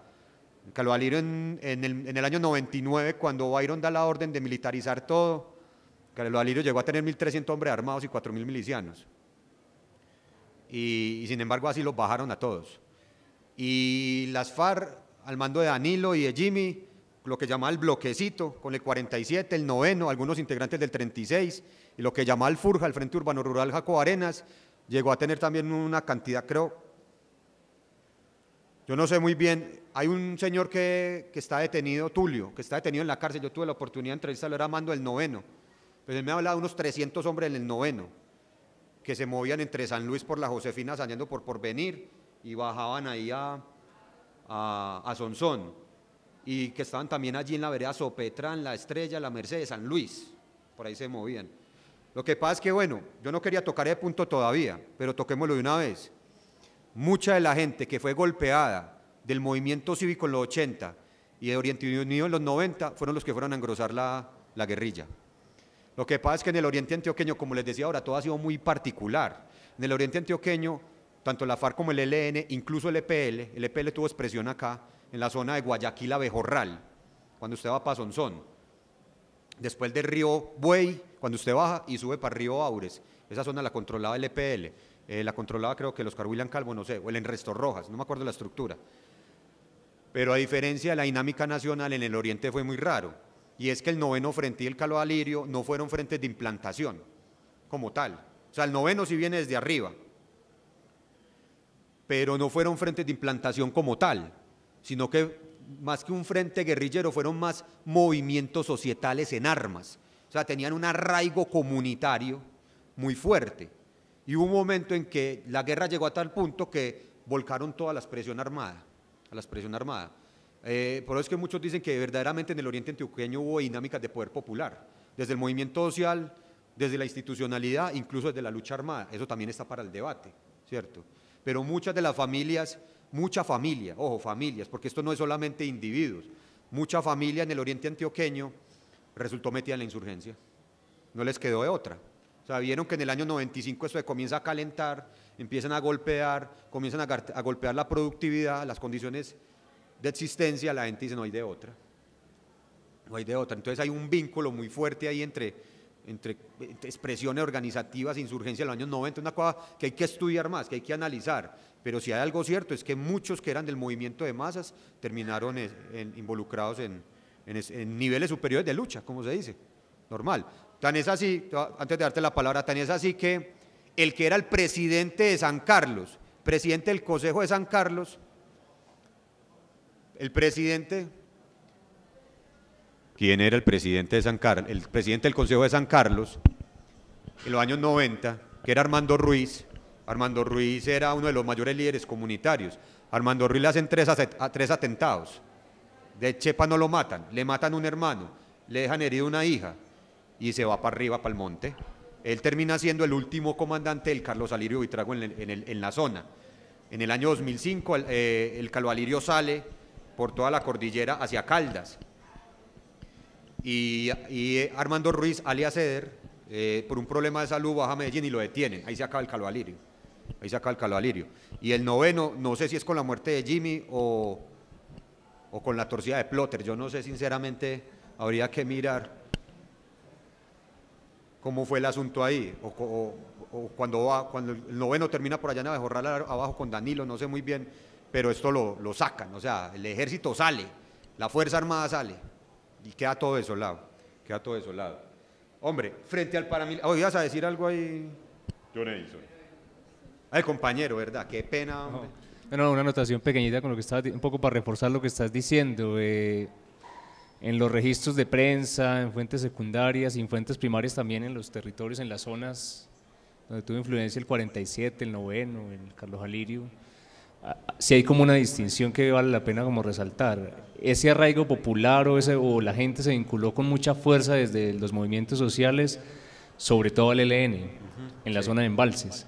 A las FARC, por el trato, por la apuesta, digamos, política que tenían cuando llegaron acá, no hubo tanto, digamos, tanta vinculación de la gente. Ya en la época más difícil que tú nombraste ahí, que pusiste un periodo, hay otros que ponen otros. 95, 2005, 98, 2004, en fin. En ese periodo ya, digamos, la vinculación sobre todo al 47 sí era, digamos, a la fuerza. Se viene o lo mato, o se viene o se viene. Pero en el Carlos Alirio la gente, cuando uno va a las zonas que tuvieron influencia en el ELN, la gente quería la guerrilla. Los hijos se iban con gusto. Es más, el papá le decía al pelado, vaya, vaya, que eso es muy importante. Esa vinculación es importante. Era muy común por familia que cada pelado cumpliera su tiempo en la guerrilla. Eso era muy común, que estuviera 1 año, 2 años y después volviera al trabajo campesino o comunitario. Era muy común. En los casos, frente a lo que decís del 47, están los casos registrados de la vereda Perrillo y los medios en Sonsón, de reclutamiento forzado por parte de Karina y de Rojas, el que le mochó la mano a Iván Ríos. Pero sí, el Carlos Alirio tuvo incluso es muy llamativo, mucha gente que fue militante del Partido Conservador, por ejemplo en San Luis, terminaron en el Carlos Alirio. O sea, era una vaina muy de arraigo comunitario, muy de expresión societal. Y tan es así, un paréntesis, ahorita lo diría, pero tan es así, la masacre de Granada del 3 de noviembre del año 2000, del Parque de la Judea y de lo que conocemos como Alto del Palmar, San Matías es San Matías Granada y San Matías Santuario. Eso era un punto de avanzada del ELN, de una compañía que llamaba José María Carbonell. Un punto de avanzada era un puesto de guardia, o sea, de paso obligado, y era el punto de encuentro entre el Bernardo López Arroya y el Carlos Alirio. Ahí siempre Carlos Alirio mantenía una PKM. Una PKM es un arma de apoyo, una ametralladora de apoyo de 100 tiros por minuto. Eso lo perdió el ELN y ahí se asentó el paramilitarismo. Bajo el mando de alias Julián y Abimael se van para Granada, los paracos, eran Autodefensas Unidas de Colombia. Solamente aparecían así, pero todo el mundo sabía que eran bloquemetro. Ellos se disfrazan de lenos, se ponen el brazalete y sale, y cuando van llegando a Granada la gente va ahí, llegaron los muchachos, ¿ves? ¿Será que van a pedir almuerzo, comida? La gente salió, 13 muertos. Masacre del 3 de noviembre del año 2000, que al mes, el 3 de diciembre del año 2000, es la toma de Granada por parte de las FARC. Otra anotación pequeñita con lo que estás diciendo. Claro, en los registros de prensa, bueno, en las fuentes que hay sobre estos asuntos, también hay registros de los debates internos del movimiento cívico frente a la lucha armada. Sí. Unos debates fuertísimos entre ellos. Había gente que por su formación ideológica, política, universitaria, porque había mucho universitario, bastante, decía no, es la lucha armada. Y otra gente, que muchos terminaron en ONGs trabajando con el Estado, dijeron no, ese no es el tema del movimiento cívico, y defendían el carácter cívico del movimiento. Eso fue uno de los debates internos que está por estudiarse, porque digamos que hay mucho ruido en gente que lo vivió, pero no está, digamos, sistematizado de manera rigurosa y desde algún enfoque teórico del que uno pueda leer, pero ese debate lo vivió el movimiento y con muchísima fuerza. Además que no era un debate del Oriente, era el debate del país y de los universitarios, era ¿nos vamos para el monte o qué hacemos? Claro. Acá se puede fumar, ¿no? Acá se puede fumar, ¿no? Qué pena. Qué pasa, es que uno es peor que un fundamentalista islámico si se pone a fumar en un recinto cerrado, entonces... No, digamos que teniendo presente eso que ahorita incluso José estaba preguntando, pues como ese desarrollo que vos decías de las 3 expresiones del paramilitarismo, sí, que has de desarrollar, ¿sí o qué? Teniendo esa conciencia de que la doctrina contrainsurgente de las fuerzas militares, digamos que lo que dice Calle es, digamos, a uno a voces escucha como que bueno, entonces si hablaba de cuándo es que hoy viene la milicia popular de Papa que esté acá acompañando y no caiga todo el mundo. Entonces, ¿cómo también se ve esa expresión? Si era esporádica, un tema de afectos o unos temas orgánicos. La participación, digamos, con la lucha armada. De la gente, de los sí, procesos. Pues como lo estaba diciendo el compa, ¿cómo es que es tu nombre, compa? Luis Fernando. En algunas zonas el Carlos Alirio Buitrago generó muchos niveles de legitimidad. Entonces hubo mucha participación, sobre todo en las milicias. en las milicias. Acá hubo 3 núcleos milicianos grandes del Calvalirio, en los años 90, y se creó la expresión urbana del ELN para el Oriente Antioqueño, que era el Ramón Emilio Arcila. Los que pertenecían a Ramón Emilio Arcila, que estaban acá en esta zona de San Vicente, Guarne, Marinilla, El Peñol, son los que terminan configurando el Bernardo López Arroyave. Pero sí hubo, como en cierto momento, unos niveles de legitimidad muy altos que permitió que mucha gente participara de estos grupos armados. Yo tuve la posibilidad de entrevistar a varias gente de combatientes del noveno y el Calvalirio en la cárcel, que están detenidos en zona técnica, en máxima seguridad, y me hablaban de cómo hacían el trabajo político organizativo, y era una cuestión no era una cuestión de reclutamiento como tal, sino que hay una cuestión de construcción societal, si se quiere, muy arraigo de las cuestiones comunitarias, si se quiere. Claro, están los casos de las FARC que tuvieron una naturaleza mucho más de ejército de implantación, de llegar a posicionarse en el territorio, de tener otra lógica de construcción, incluso por su misma construcción militar, hay que decirlo, pues una visión mucho más militaresca, mientras que el Calvalirio tuvo unas expresiones mucho más de pueblo en armas, si se quiere, no sé, pero no sé si era lo que estabas, dar respuesta a lo que estabas inquiriendo. Pues, o sea, lo que yo planteo es, ¿qué alternativas se han visto? Digamos, cuando se habla de no hay una confianza frente, o sea, una garantía, el Estado no es garante, y menos las fuerzas militares con esa doctrina contrainsurgente, ¿cómo las organizaciones estructuran eso? Porque lo que preguntaba ahora José con el tema de, bueno, tiene vocación de poder, tiene esa mixtura entre lo cívico y lo político. También entonces el tema de la defensa de la vida de esas comunidades, ¿cómo había sido pensado? Es básicamente. ¿Cómo había sido pensado por parte de las comunidades? Por parte de las comunidades. Para no entregarle la defensa de su vida al Estado que no es legítimo para ellos. Pues no, a ver, ¿cómo miramos ese asunto? Pues ya dijimos que debido a la arremetida paramilitar y de la 4ª Brigada, pues mucha gente optó por la lucha armada en algunos territorios.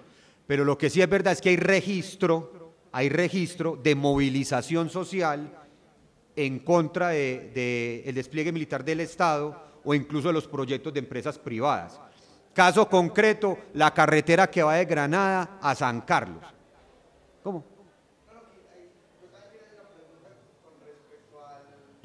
Al tema de que ahorita señalabas, como esa lógica un poco difusa de lo que fue la experiencia del Laboratorio de Paz. Ah, ya. O sea, porque no dice, porque también se dice, se construyó el Laboratorio de Paz, pero para enfrentarse a las expresiones de la insurgencia que estaba señalando pues a los alcaldes, a los consejos. Entonces, como que esa lógica de construir la paz, pero en ese señalamiento también que hay ahí, lo mencionaban, no sé cómo. Ah, pero bueno, ¿cómo? Dale.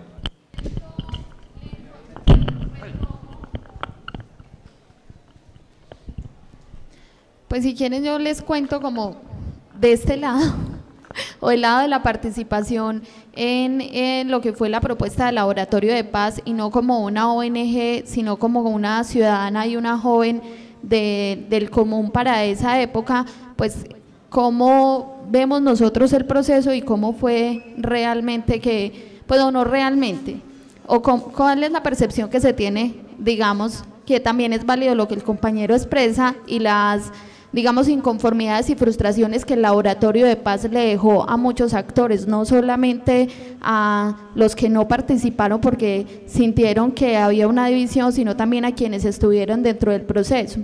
Pero pues inicialmente lo que pasa entre el 99 y el 98, 99 de ahí para adelante es que precisamente con el recrudecimiento del conflicto en el oriente antioqueño y específicamente en unas zonas como San Luis, Sonsón, Guatapé, que a ese momento tenía producto del paramilitarismo y algunos otros grupos,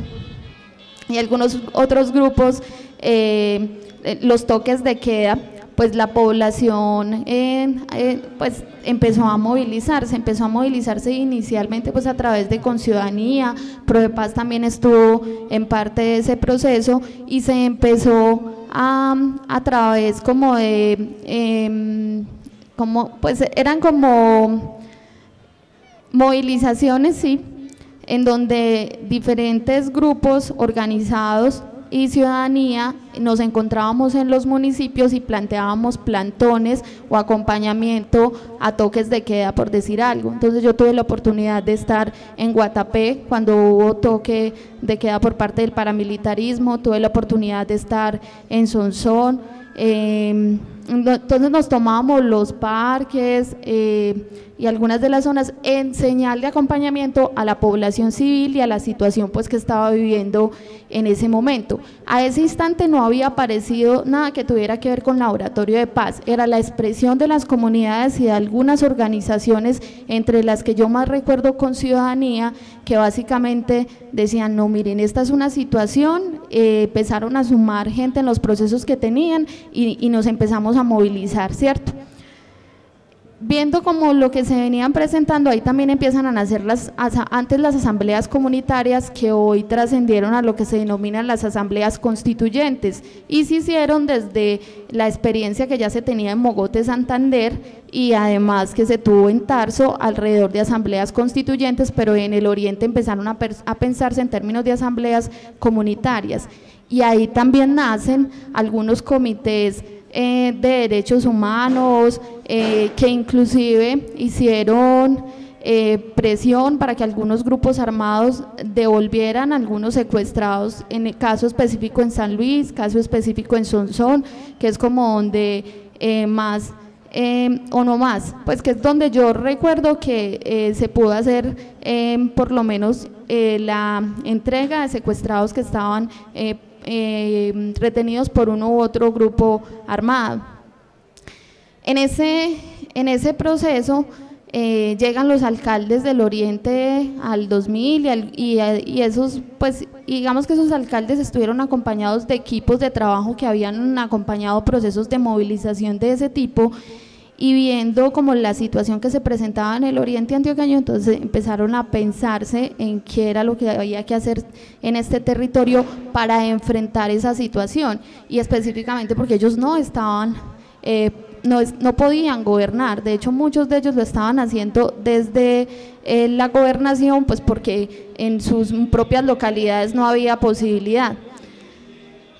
Viendo que el gobierno, entonces empiezan a hacer pues como el ejercicio de, bueno, cómo podemos generar una negociación, un acercamiento entre los diferentes grupos armados y la situación que estamos viviendo, y se retoma, y el gobierno nacional no les da autorización, les dicen, mire, eso básicamente es un asunto que le compete al gobierno nacional, ustedes no tienen por qué entrar a hacer ningún tipo de relacionamiento, no es de su competencia, y a pesar de ello, y entonces en ese momento también se pide a la ciudadanía que había estado haciendo parte como de esos procesos, que se apoyara como tal la propuesta. A la par entonces iba pensando en lo que era lo que fue y es a este momento la Asamblea Provincial del Oriente Antioqueño, que también acompaña este tipo de procesos, y lo que entonces, y ya a partir de todas esas negociaciones humanitarias y demás que establece el grupo de alcaldes, pues también empieza el gobierno nacional a pensar entonces qué hacer con este territorio también, y ahí es donde finalmente una de las apuestas que surge entre unos y otros actores es la propuesta del Laboratorio de Paz, con la intencionalidad pues de reconstruir el tejido social. Es decir, toda la propuesta del Laboratorio de Paz en sí tiene una intención, además de bonita, pues que yo pienso que también tuvo sus impactos, y que habría como que hacerle un ejercicio juicioso en términos de qué nos dejó de positivo y también qué nos dejó de negativo. El compañero pues ya expresó parte de lo que de negativo dejó, sin embargo yo también creo que ahí también hay cosas por rescatar, y es que efectivamente en términos de algunas organizaciones y de algunos proyectos sí se logró por lo menos recuperar parte de lo que tenía que ver con lo productivo para la población campesina, y en esa medida ir tejiendo otro tipo de lazos y bueno, y todo el proceso que han hecho las mujeres desde Amor, también es valioso todo el proceso de de los abrazos, que hace parte de ese proceso de recuperación psicológica que han tenido muchas organizaciones y personas en el territorio, pues también son cosas que finalmente quedan del Laboratorio de Paz. Que el impacto no haya sido el que todos esperábamos y que finalmente también dejó frustraciones, estamos de acuerdo, pero todo lo que llega al territorio en definitiva va a dejar cosas muy buenas o cosas no tan buenas. Mire, una pregunta. Yo tengo entendido que hubo 2 laboratorios de paz. No. ¿Fueron 2? No. Hay una, bueno, que en el país. O sea, No, o acá estás en el aquí en el oriente. En el oriente, No. 2 expresiones que llamaron laboratorio de paz. 2 fases. Sería Hay- 2 fases más bien. Exacto, sí, son 2 fases. Una es pues la del inicio y ahí Gerardo y Luisfer, que también han estado en parte La del segunda es proceso, la que yo califico. pues puede contar. Y la segunda es la del proceso estratégico regional, que es una fase que se denomina fase de consolidación, y es donde el Laboratorio de Paz, después del Laboratorio de Paz, entonces Unión Europea hace pues como una valoración de lo que ha pasado en el territorio y establece como 5 líneas estratégicas para acompañar, que fue infancia y adolescencia, productivo, que quienes acompañamos el proceso estratégico territorial productivo no le decíamos productivo sino de desarrollo rural, porque además nos parecía que no podía ser solo el asunto netamente productivo, sino que tenía que recoger otros aspectos de la población campesina. Estaba el de, me ayudan Gerardo, y me acabo de olvidar, el de derechos humanos. El de planeación, estaba entonces el PET de derechos humanos, el PET productivo, el de desarrollo rural y el de planeación. Y pues uno que no quedó financiado por la Unión Europea, sin embargo el gobierno nacional a través de lo que era acción social, entonces terminó acompañando, que fue el de comunicaciones, que duró muy poco tiempo. Sin embargo, digamos que una cosa fue Laboratorio de Paz en su primera fase y el impacto que generó en el territorio, ¿cierto? Y otra también ha sido el proceso estratégico regional o la fase de consolidación de eso que se llamó Laboratorio de Paz, que también era bastante pequeño, o sea, era de una dimensión muy diferente a lo que fue Laboratorio de Paz como tal. ¿Y los programas de Unión Europea acá? Sí, vea, yo les quiero aclarar porque, bueno, Fernando y varias gente hicimos parte de toda la formulación del Laboratorio de Paz. De hecho, yo fui el primer director del Programa de Desarrollo para la Paz, o sea que soy culpable o inocente de todo lo que pasó. Realmente ¿qué pasaba? Mire, primero había unos postulados del Programa de Desarrollo para la Paz, que eso fue copiado, digámoslo así, yo inclusive fui entrenado unos 10 días en el Magdalena Medio con el padre Francisco de Rú, que es el inventor de todo lo que fue lo que son los laboratorios de paz en Colombia. Pacho de Rú en este momento es el provincial de los jesuitas para Colombia y para el Ecuador, creo. Sí. Un cura, sí, director del Centro de Cultura, es un cura muy aterrizado. Publicó una columna muy interesante, antier, creo que es. Ajá. Sí, antier publicó una muy interesante. Correcto. Sobre el conflicto. Realmente el origen de los laboratorios de paz se trabajan como hacer caer en cuenta a los empresarios que generan la riqueza en el territorio de que tienen una responsabilidad social con el territorio. Y así lo planteó el obispo Flavio Calle Zapata cuando llama a conformar a Prodepaz. Llama a ISA, a ISAGEN, a EPM y a los empresarios del Oriente a que se comprometan con el desarrollo de este territorio, priorizando unos municipios, o sea, priorizando unos territorios más que otros, priorizando lo que nosotros llamamos la subregión embalse, subregión páramo y subregión bosques, porque el altiplano realmente tiene un nivel de desarrollo mucho más alto que estas otras subregiones. Cuando se arranca con el proceso del Programa de Desarrollo para la Paz, me hace acordar aquí Luis Fernando con un tema que es construir un sistema de información regional, un sistema de información que no sea simplemente lo que diga el gobierno local, el gobierno departamental y el gobierno nacional, sino un sistema de información que sea avalado y construido por la comunidad. Ese es el CIRPAS. Es el CIRPAS. Que ahí yo no estoy de acuerdo contigo en que se dice que esta región está sobrediagnosticada. No es que esté sobrediagnosticada, es que son fotos que se toman a distinto tiempo, y cuando vos haces una muestra en un momento determinado tiene una manera, cuando lo haces al mes tiene otros datos. Entonces lo que hay que conformar son esos sistemas de información para permanentemente estar actualizando esos datos de logros o de falencias que se tienen en un territorio.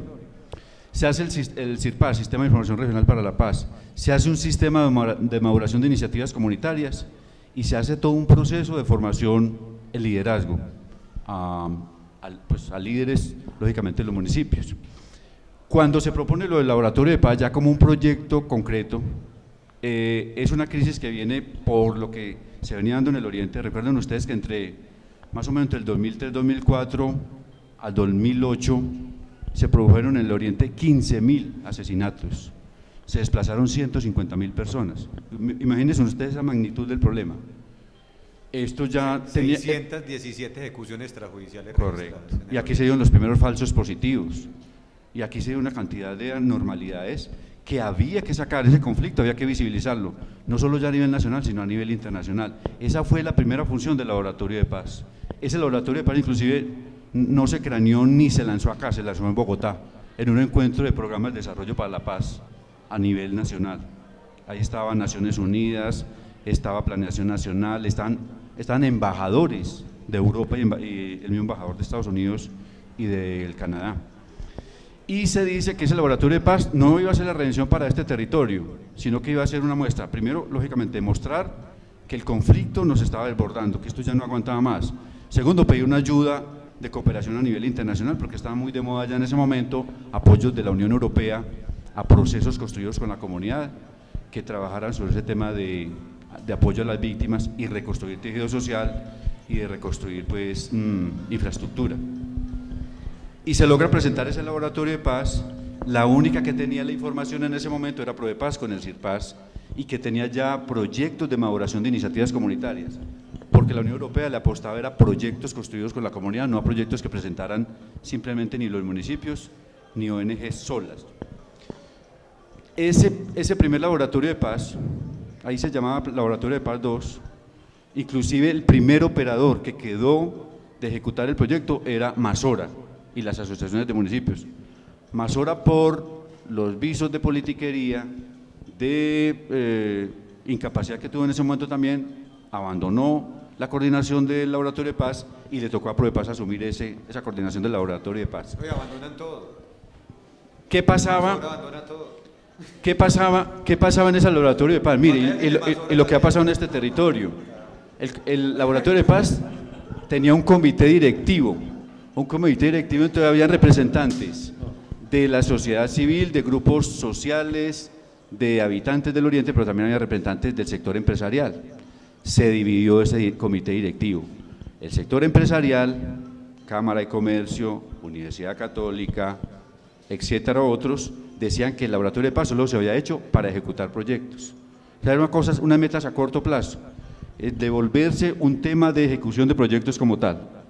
Y otra gente que le apostábamos, porque yo incluso de repente varias veces ahí a la Asamblea Provincial, que le apostamos y decíamos, nosotros tenemos que construir un gran laboratorio de paz, un proceso que se construya de abajo hacia arriba y que le dé salidas a este Oriente para que este problema de la violencia, para que estos asuntos de déficit en la infraestructura, de necesidades básicas de la comunidad queden de una vez solucionados. Entonces era ese enfrentamiento permanente en esas dos tendencias que tenía el comité directivo. Eso inclusive se ve ahora en la tendencia que tiene el Oriente de convertirse en área metropolitana o en provincia. El área metropolitana la promueve lo que llamamos nosotros la glorieta del aeropuerto, donde está nuevamente Cámara de Comercio, CEO, Universidad Católica, digamos los que siempre le han apostado a que el desarrollismo es el que le da las respuestas al territorio, pero un desarrollismo inequitativo además, y otros que le apostamos a que este proceso del Oriente hay que construirlo entre todos. Quería hacer esa aclaración porque es muy importante que ustedes sepan las tendencias que tuvo ese laboratorio de paz y no pensemos que fue un laboratorio de paz 1 y 2, no, fue un solo laboratorio que todavía, inclusive en este momento, tiene proyectos en ejecución, porque no fue solamente la plata de la Unión Europea, fue la plata del gobierno nacional que hizo un crédito con el Banco Mundial para apoyar procesos de paz y desarrollo. Bueno, quisiera aprovechar este espacio también, ya me tomé la palabra, pero me voy a tomar 30 segunditos, es para que profundizáramos un poco en esto. El movimiento cívico, y has hecho una charla muy amena y llena de muchos datos y de muchos elementos estratégicos importantísimos, pero que miráramos mucho más allá del movimiento cívico, qué ha dado como resultado en este momento, es decir, y hacia dónde debe continuar, porque lamentablemente hay que ver que muchas opciones, cuando parte del movimiento cívico tuvo el poder, también lo desaprovechó y no supo ejercerlo y terminó en la corrupción, igualita o peor que los partidos tradicionales. Muestra en Marinilla, es de la segunda alcaldía de José Luis Duque, que fue apoyada totalmente por la Convergencia Cívica Popular y Democrática de Marinilla y que terminó encerrada y casi que asfixiada en su mismo esquema. Y él después corona antidemocráticamente al candidato, que es Francisco Ramírez, como su sucesor, y se supone que iba a seguir un proceso de convergencia cívica, cultural y democrática por Marinilla, y es de los gobiernos más corruptos y más ladrones que había en Marinilla. Yo creo que a partir de ahí se empezó a vender todos los puestos y todos los contratos del municipio. En Cocorná también pasó lo mismo con correcto. el alcalde. ¿Qué falta ahí entonces? Es organización, no simplemente vivir las coyunturas. Todo un proceso que vos destacabas mucho, el tema de la educación de líderes, todo un tema de formación, información y permanente preparación para la toma del poder. Creo que ahí en eso nos ha faltado muchísimo. Entonces, como recabar sobre eso, porque más importante que le veamos no solo el pasado, sino el presente y el futuro. Gracias. No, tiene usted la boca taqueada de razón, es realmente ese asunto de si algo caracterizó fue esos procesos formativos tan consolidados. Y es verdad, por ejemplo en Cocorná pasó con un alcalde, no recuerdo muy bien, como ella, creo que es de apellido Giraldo, en todo caso es un borracho que mantiene ahí en Medellín por el Raudal, hoy por hoy. Y él era de, no, es en serio, pues, es que yo no... Tampoco es por joder y por eso, sino que el hombre llegó a ese nivel. El hombre era del movimiento, era de una expresión ciudadana en Cocorná, se lanzó alcalde, ganó y terminó prácticamente del otro lado. O sea, se robó plata, no ejecutó proyectos, incluso la guerrilla lo secuestró 3 veces, creo que lo de Lenos 2 veces y la FARC 1, no recuerdo muy bien, pero pasó varias veces.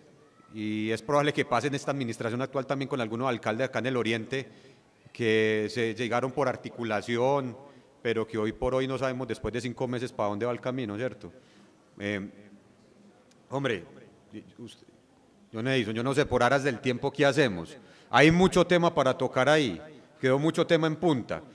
Primero, pues de pronto una mayor filigrana frente al proceso organizativo, o sea, cómo se construía vereda por vereda, sobre todo, por ejemplo, en los años 90, el proceso organizativo vereda por vereda. Sobre lo productivo, es que esa fue la clave, lo productivo es el bastión, el eje alrededor del cual gira el proceso organizativo.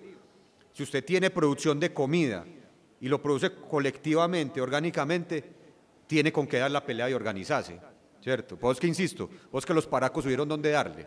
Los paracos no mataron primero a los líderes, mataron a la gente que transportaba la comida, ¿cierto? O a los de las tiendas comunitarias. Entonces lo productivo, además porque es que en el oriente es donde se produce vida, se produce comida. O sea, yo quiero ver pues a más de uno en Medellín comiéndose la tarjeta de crédito, ¿cierto? Y el oriente llegó a tener los mayores niveles de productividad agrícola, en serio, en el departamento y en el país. Lo otro que queda por seguir desarrollando es esa relación entre movimiento social y movimiento insurgente. Yo quisiera, pero ya tendría que hacer otro espacio, puede ser una tinteada bien parchada, para poder conversar cómo fue que entró el bloque Metro, cómo se dio el bloque Cacique Nutibara, la pelea entre ellos, los repertorios de violencia, homicidio selectivo, amenaza, tortura, desplazamiento forzado, despojo, violencia sexual, ejecución extrajudicial. Me falta uno. Para mirar cómo operó eso en sí, cómo el paramilitarismo se desarrolla hasta llegar a Bloque Héroes de Granada y su desmovilización, la relación con autodefensas campesinas de Magdalena Medio, y que hoy por hoy son concejales en algunos municipios de acá del oriente antioqueño. Bueno, no, el alcalde, sí, señor, sí. Ya me da miedo decir nombres porque además que también están sentados acá. Pero no, pues estamos para el debate en confianza. Pero no, hasta el momento, pues, gracias a Dios no me ha pasado nada. Si he salido vivo del melcocho, pues no creo que me haya pasado algo de acá, menos mal. No, pero por ejemplo, todos sabemos pues de la relación del paramilitarismo de Hugo Botero, actual alcalde de La Unión. Él fue el que llevó el paramilitarismo en el año 98. A medida que iba avanzando el bloque cacique en Utibara, iba avanzando el cultivo de papa. O sea, esta gente hizo una reforma agraria en La Unión. Sin mencionar al actual presidente del Consejo de Santuario, que hoy por hoy funge de presidente del Consejo, para hace 17 años, era una persona que anda en pantaloneta y en chancla matando a la gente en el Parque de Santuario. Y que fue responsable con Abimael de las masacres en la vereda El Morro, Bodegas y San Matías en Santuario. Y ahí está, ¿cierto? Y otros casos que hay por ahí para mencionar en San Carlos, en San Francisco, en Guatapé, en Sonsón, sobre todo, también, con este alcalde que tenemos, Obed Zuluaga, en Sonsón. En fin, pues amanecerá y veremos. Ahí quedan muchas cosas pendientes en punta. Si algún compañero no tiene tesis de trabajo de grado, yo creo que sería una muy buena opción. Si de pronto no tiene trabajo. ¿Ah? Un comentario pequeñito. No, primero agradecerle a Mauricio, me dijeron que te No, llamabas. hombre, Vladimir. Vladimir. Vlado. A Vladimir por digamos, la línea de tiempo detallada. Como siempre hay interpretaciones sobre fechas y cosas, pero bueno, esos son asuntos de detalle, rigurosa sobre lo que ha pasado en materia del movimiento social en el territorio.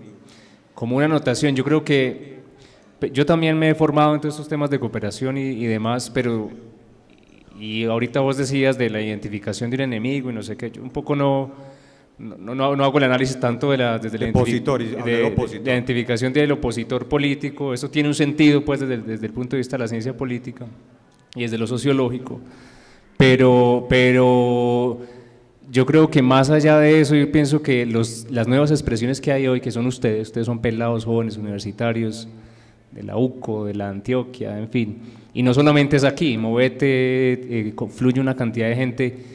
Y que yo quiero llamar la atención sobre algo, las expresiones que hay hoy en el Oriente, sobre todo alternativas, a mí me parece muy interesante porque ya no están en el marco ni de la cooperación, ni de la ONGización, yo he sido ONGero, lo soy todavía, ni de la diócesis, trabajé con ella, me parece que es un actor del desarrollo. Pensar lo social en el Oriente sin la diócesis es muy complicado, que es un actor de poder, para bien y para mal, ¿sí? Entonces, que hayan expresiones distintas a todos esos escenarios es muy valioso y eso quiero pues como valorarlo mucho y que haya gente que genere estos espacios de diálogo. Y lo otro es que yo creo que hay una cosa que quienes tenemos pensamiento alternativo, más hacia la izquierda, más hacia propuestas de desarrollo, hoy los llamamos de buen vivir, etcétera, tenemos que cuidarnos mucho de una cosa que le está pasando a la izquierda latinoamericana hoy, y es el complejo de la superioridad moral que tenemos porque defendemos causas sociales, pero cuando nos toca ejercer el poder, la cagamos igual o peor que los de la derecha. Y es una superioridad moral que es engañosa. Entonces, como yo defiendo causas sociales, soy moralmente superior. Yo creo que eso es una vaina que le tiene uno que estar hablando todo el tiempo.